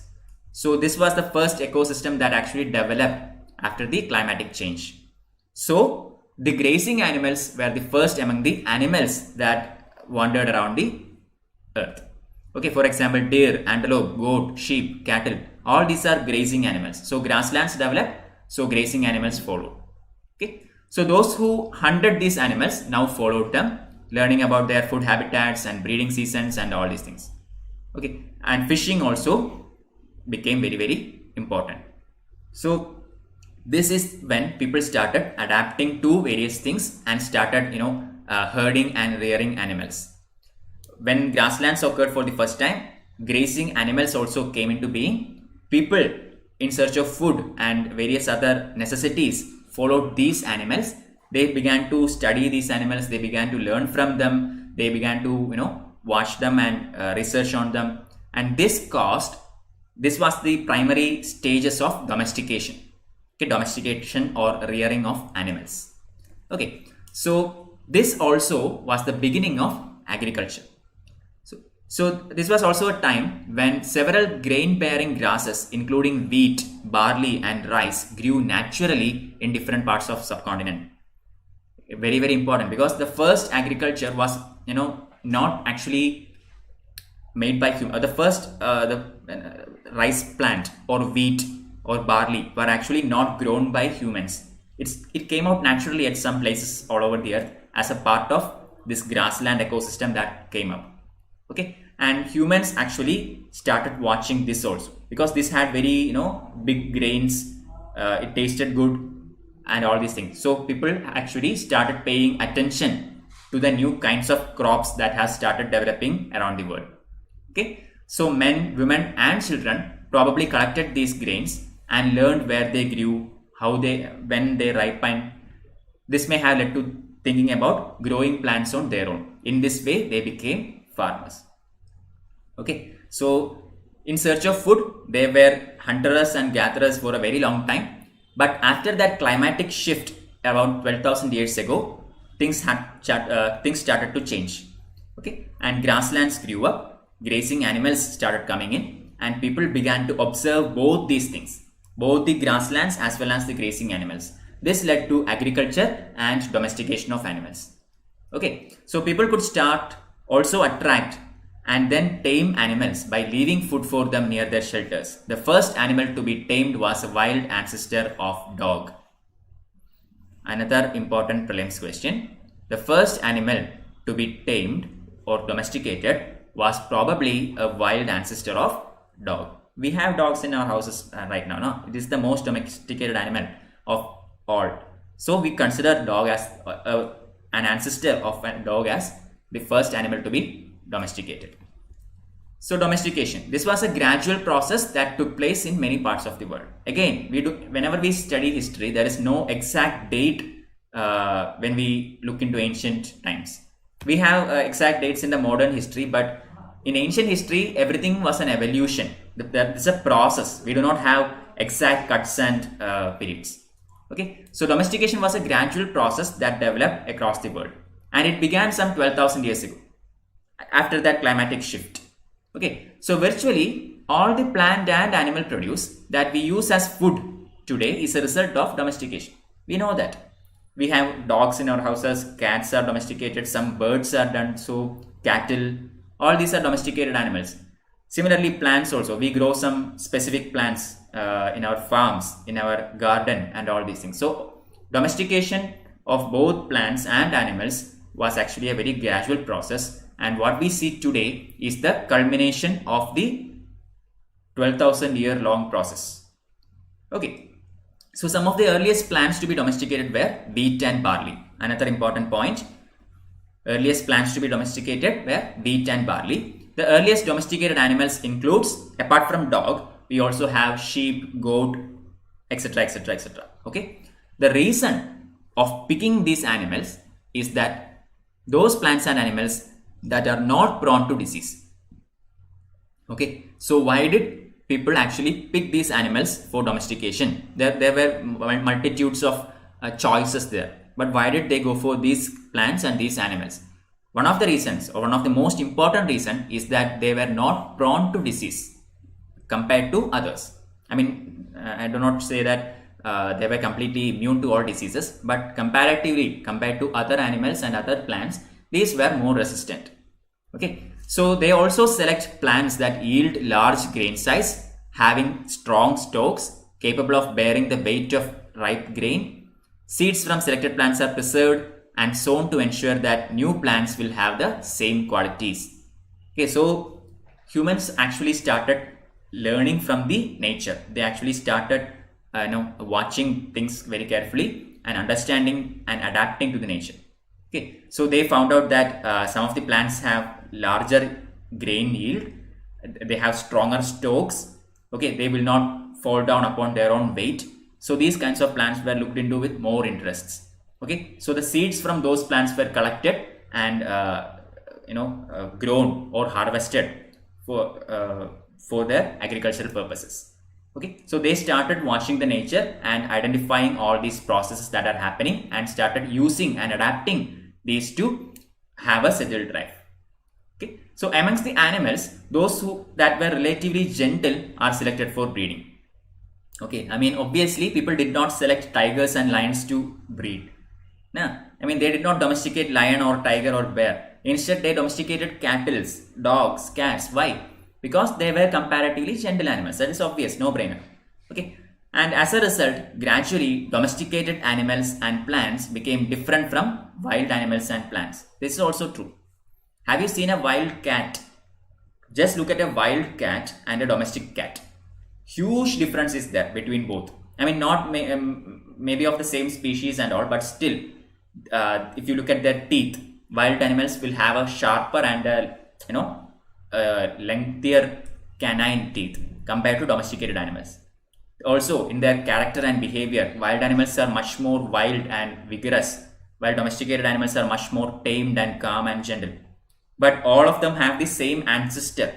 The reason why that they are different is one of them was domesticated while the other was not. So all the changes, all this gradual evolution caused behavioral changes in plants as well as animals. Okay, so this is all about domestication. Now towards settlement.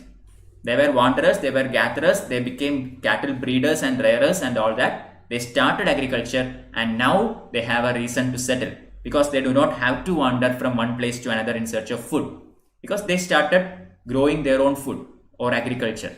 Okay, so this led towards settlement. One of the most exciting finds include the remains of burnt grain. Okay, so this is one of the chief evidences that we get from ancient times where we can see about settlement. Okay, let me just look at your comments. Hello Seema. How to improve writing practice? Could you please explain BC and AD here? I have a little confused. Okay, Pavitra.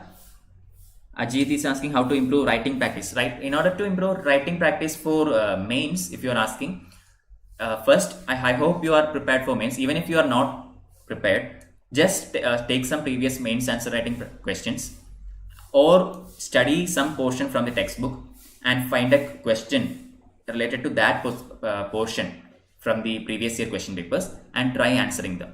Okay, but before answering them, you have to take care of certain things. For example, the structure. You need a proper introduction, proper middle area and proper ending. Okay, also using diagrams, using points and various other flowchart kind of things. You can in UPSC mains answer, you can actually use all these things. Okay, it should not, it need not be 100% theory. It should not, it need not look like a full theory essay or anything. You can use flowcharts like this. Okay, you can use images, anything you can draw and explain. All these are possibilities. Okay, so first try to understand how to write all these things. You can take some examples from the toppers from previous years. There are lots and lots of videos available in Unacademy itself. You can go through them, you can watch these videos and understand how to structure a mains answer. Okay, and once you understand the structure, then you have to start practicing. You have to take like 8 to 9 minutes to answer one question and see if you can, write everything in a clear, legible fashion. Also, make out all the points. It is not about knowing the answer to all the questions, or it's not about knowing 100 things about a particular question. Okay, it's all about how to present what you know in the answer sheet. That is what is important. I know everything about, say, unification of Germany, but that is not what is, knowing everything about unification is not what matters. It is how you present it what matters. Okay, so that is how you should start mains answer writing practice. First, look at some previous question papers. Also, hear what the previous UPSC, aspirants or the toppers say about answer writing. All these videos are available in Unacademy itself. Go through them and then start practicing. Every day, at least one question you have to answer. Okay, keep a particular book for that. 250 words per question. One day, one question. Go like that, and you have ample time before January 3rd or something is the prelims. Mains exam. So you have 3-4 months. Make the most out of it. Okay. So next question from Pavitra. Could you please explain BC and AD? Yes, BC and AD. BC, AD. BC means before Christ. Okay, so modern day calendars take the approximate date of the birth of Jesus Christ as the starting of the year. So we have, this year is 2020. 2020 means it is 2020 years since the birth of Jesus Christ. Okay, so before that period it is known as BC, before Christ. Okay, BC means,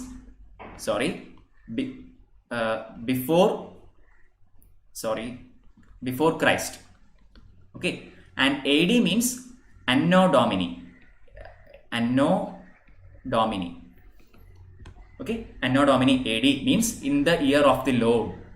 Okay, Anno Domini, the exact definition of that term is in the year of the Lord. The Lord means Jesus. So from the birth of Jesus, everything, that is Anno Domini. This is BC and AD.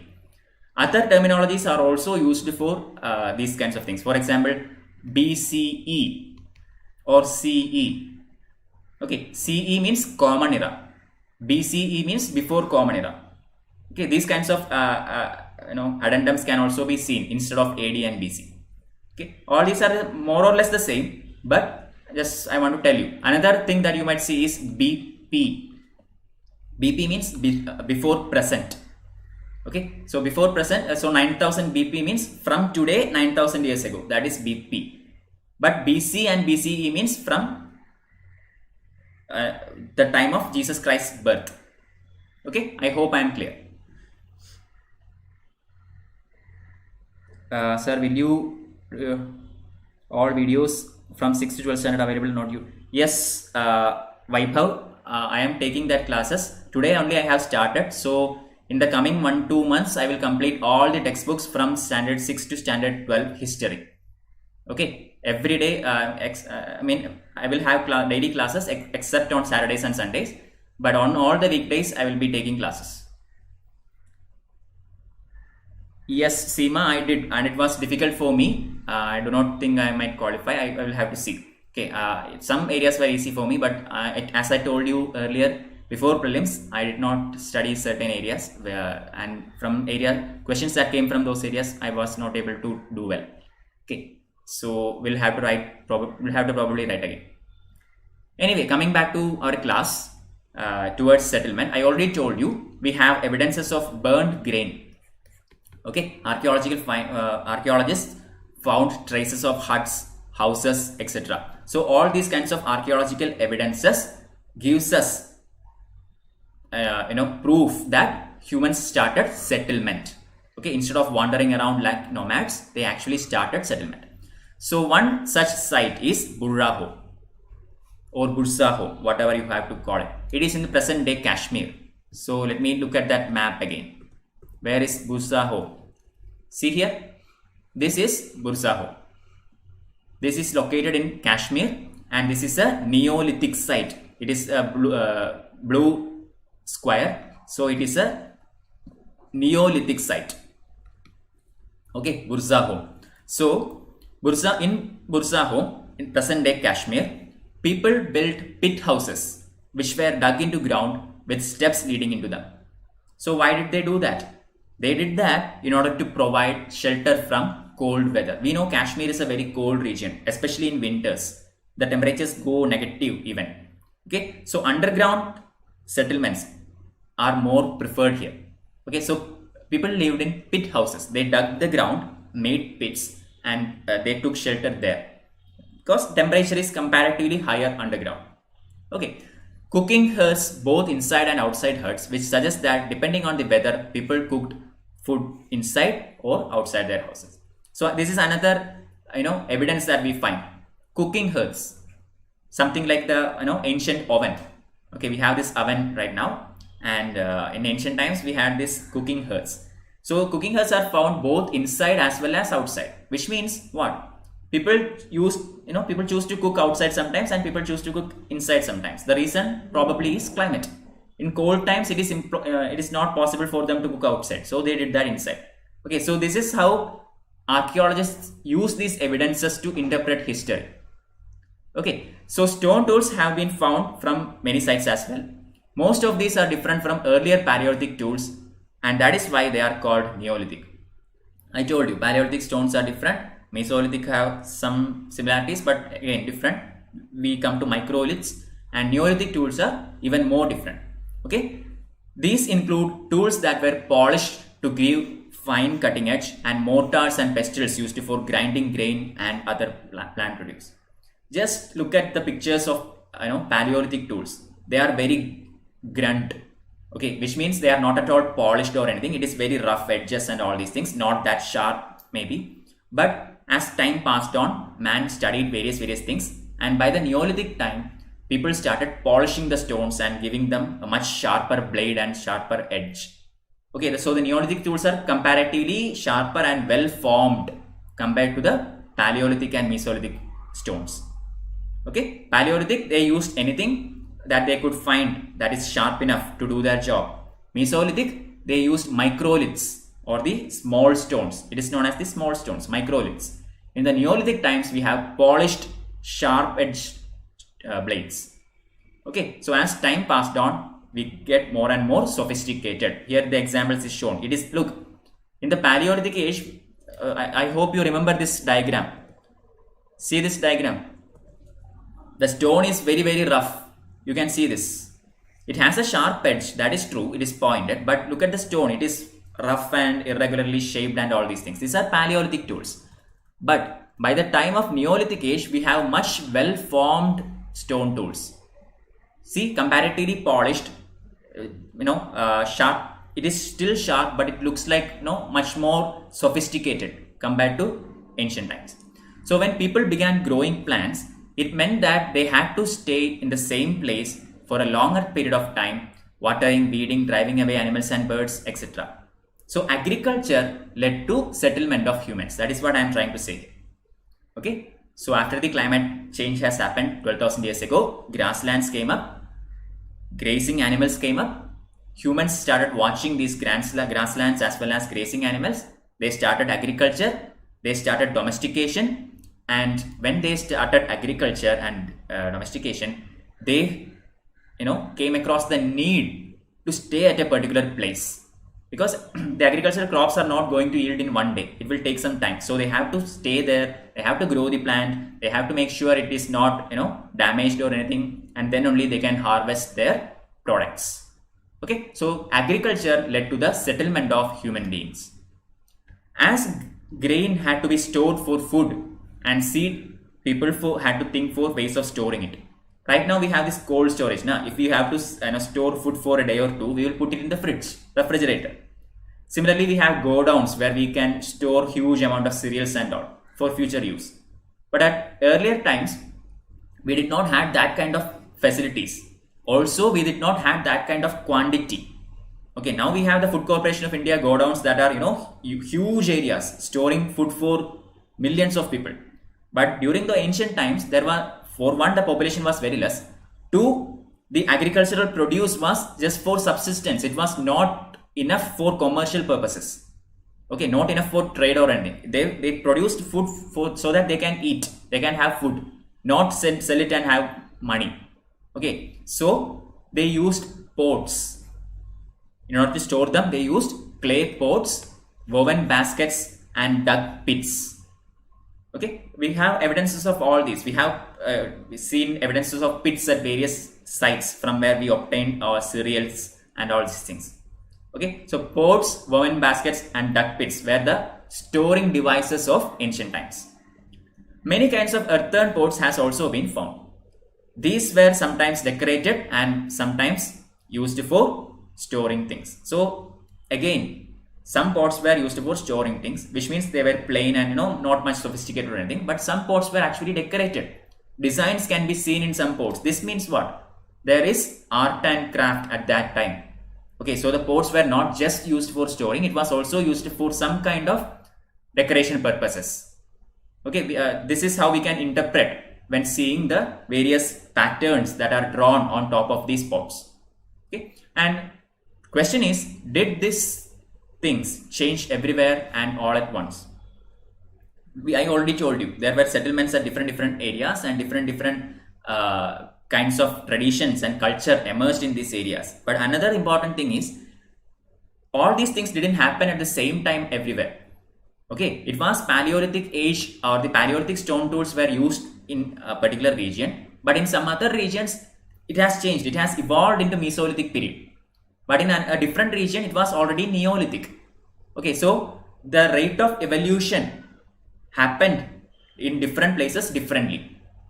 Okay, in South India we still had Paleolithic, but by that time we in the northwestern region we had Neolithic sites.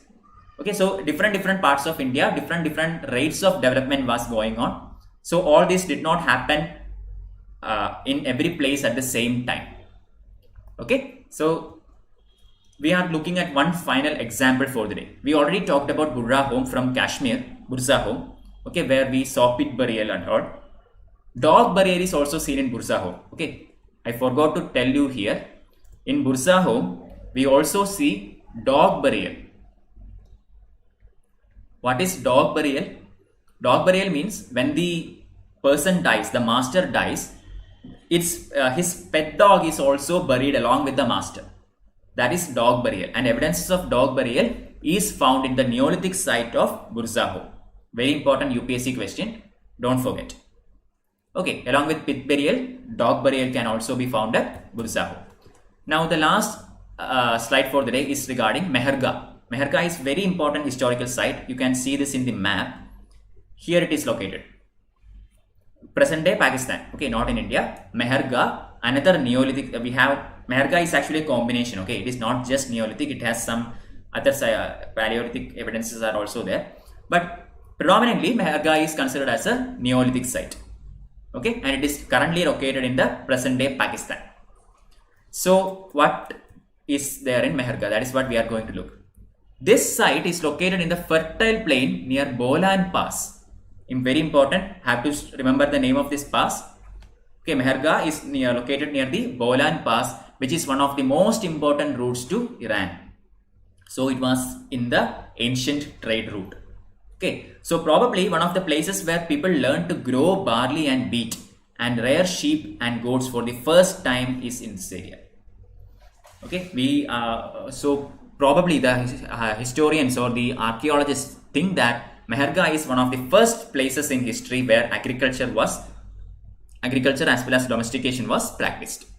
Okay, so it is one of the earliest villages that we know about. Okay, Meherga is one of the earliest villages that we know about.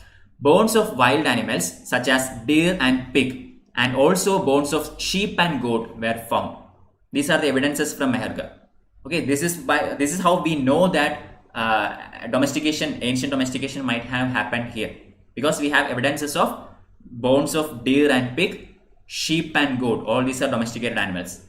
Okay, other findings in Meherga includes rectangular or square houses, each house having 4 or more compartments, some of which may have been used for storage. Here is a picture again from your NCERT textbook. See here, the overall shape is a square, and this is divided into different compartments, correct? 4 compartments are here, 1, 2, 3, 4. So usually the shape of the house was square or rectangle, and it was divided into 4, okay, or more compartments. Probably this some of the compartments might has been used for storing grains. Okay, as agriculture started rising up, more and more harvest was possible, so they had to store all this somewhere, and all these partitions might have been used for this purpose. Okay, so several burial sites has also been found at Meherga. In one instance, dead person was buried with goats, which were probably meant for food in the next world. Okay, so we have some evidences of mysticism, or say a blind faith here. Okay, so the idea was that people needed food for surviving. So in ancient times, we found out that along with the master, along with the person, domesticated animals are also buried. Okay, so the thought process is that the person is dead and he has gone to some other world. Okay, and in that world, that person should not be hungry, so he needs food. So the animals providing the meat, okay, the goat, the cattle, sheep, all these are animals that provides meat. So these animals are also buried with him to provide him food in the next world. That was the belief of ancient times. Okay, so all these can be found in Meherga. That is why it is a very, very important place. When we study, in the future, in the 11th standard and 12th standard textbooks, Meherga will come again. Very, very important Harappan site. When we study about Indus Valley civilization, this is a very important site, Meherga. Also Burzaho. Okay, so we will look into depth about these areas when we study that. But for now, we will stop here. I hope this is clear to you. So far, what I have told, I hope you understood. If you have any suggestions, you can tell me. I will take it up. Tomorrow, I will continue this. Okay. So first 2 chapters of standard 6th textbook has been completed today. Tomorrow we will start from chapter 3 and see how many I can take. Okay, soon we will finish that. We will go to standard 7, 8, 9, 10, 11 and 12. The entire history NCERT will thoroughly be covered. Okay, after that we will go to major books. R.S. Sharma, Satish Chandra, Vipin Chandra, all those specialized textbooks. So everything for your UPSC history will be covered in this series. That is the idea. Today is the first class of this series and we will continue this until we finish off history. Okay, so thank you for joining. I hope you are able to follow me in these sessions. If you have any doubt, you can put it in the YouTube comment section. Also, this is my Telegram channel. So whenever I schedule a class, this is where I actually post it. If you want to get updates from me, join this Telegram channel t.me/msrw1. Okay, also, if you plan to take an Unacademy subscription, please use my code MSRW1 in order to get 10% discount. Okay, please do share this with your friends also so that more and more people can actually get all these benefits. Okay, that's it from me. Thank you. Please share my class links with your friends and all. And we will meet again tomorrow at 4 p.m. with another, the continuation of today's class. Okay, so until then, bye-bye. Study well. See you tomorrow. See you.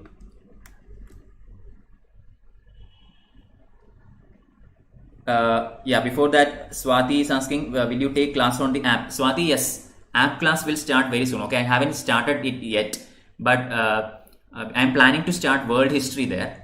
In YouTube, I am starting from the basics, all the way from NCERT and then major textbooks. But in the app, I am straight away planning to start with world history, Norman Loveis's textbook, specialized textbook. So that will soon start. Probably by the end of this week onwards, we will have regular classes in the app also. Okay, but for the next 2 days, it won't be there. Then, are your slides with explanation are sufficient for preparation for UPSC from NCERT? Yes, Vaibhav. I am planning to comprehensively cover NCERTs in my slides. All these slides will be available in my Telegram channel, so please do join that. Daily same schedule, Madhava, at 4 p.m. only. My name is also Madhav Sankar, okay. 4 p.m. only. If I change the class time, I will announce it in this Telegram channel. So you can, follow me there. Okay. So that is it. See you again. Please share this with your friends also. Okay. Bye-bye.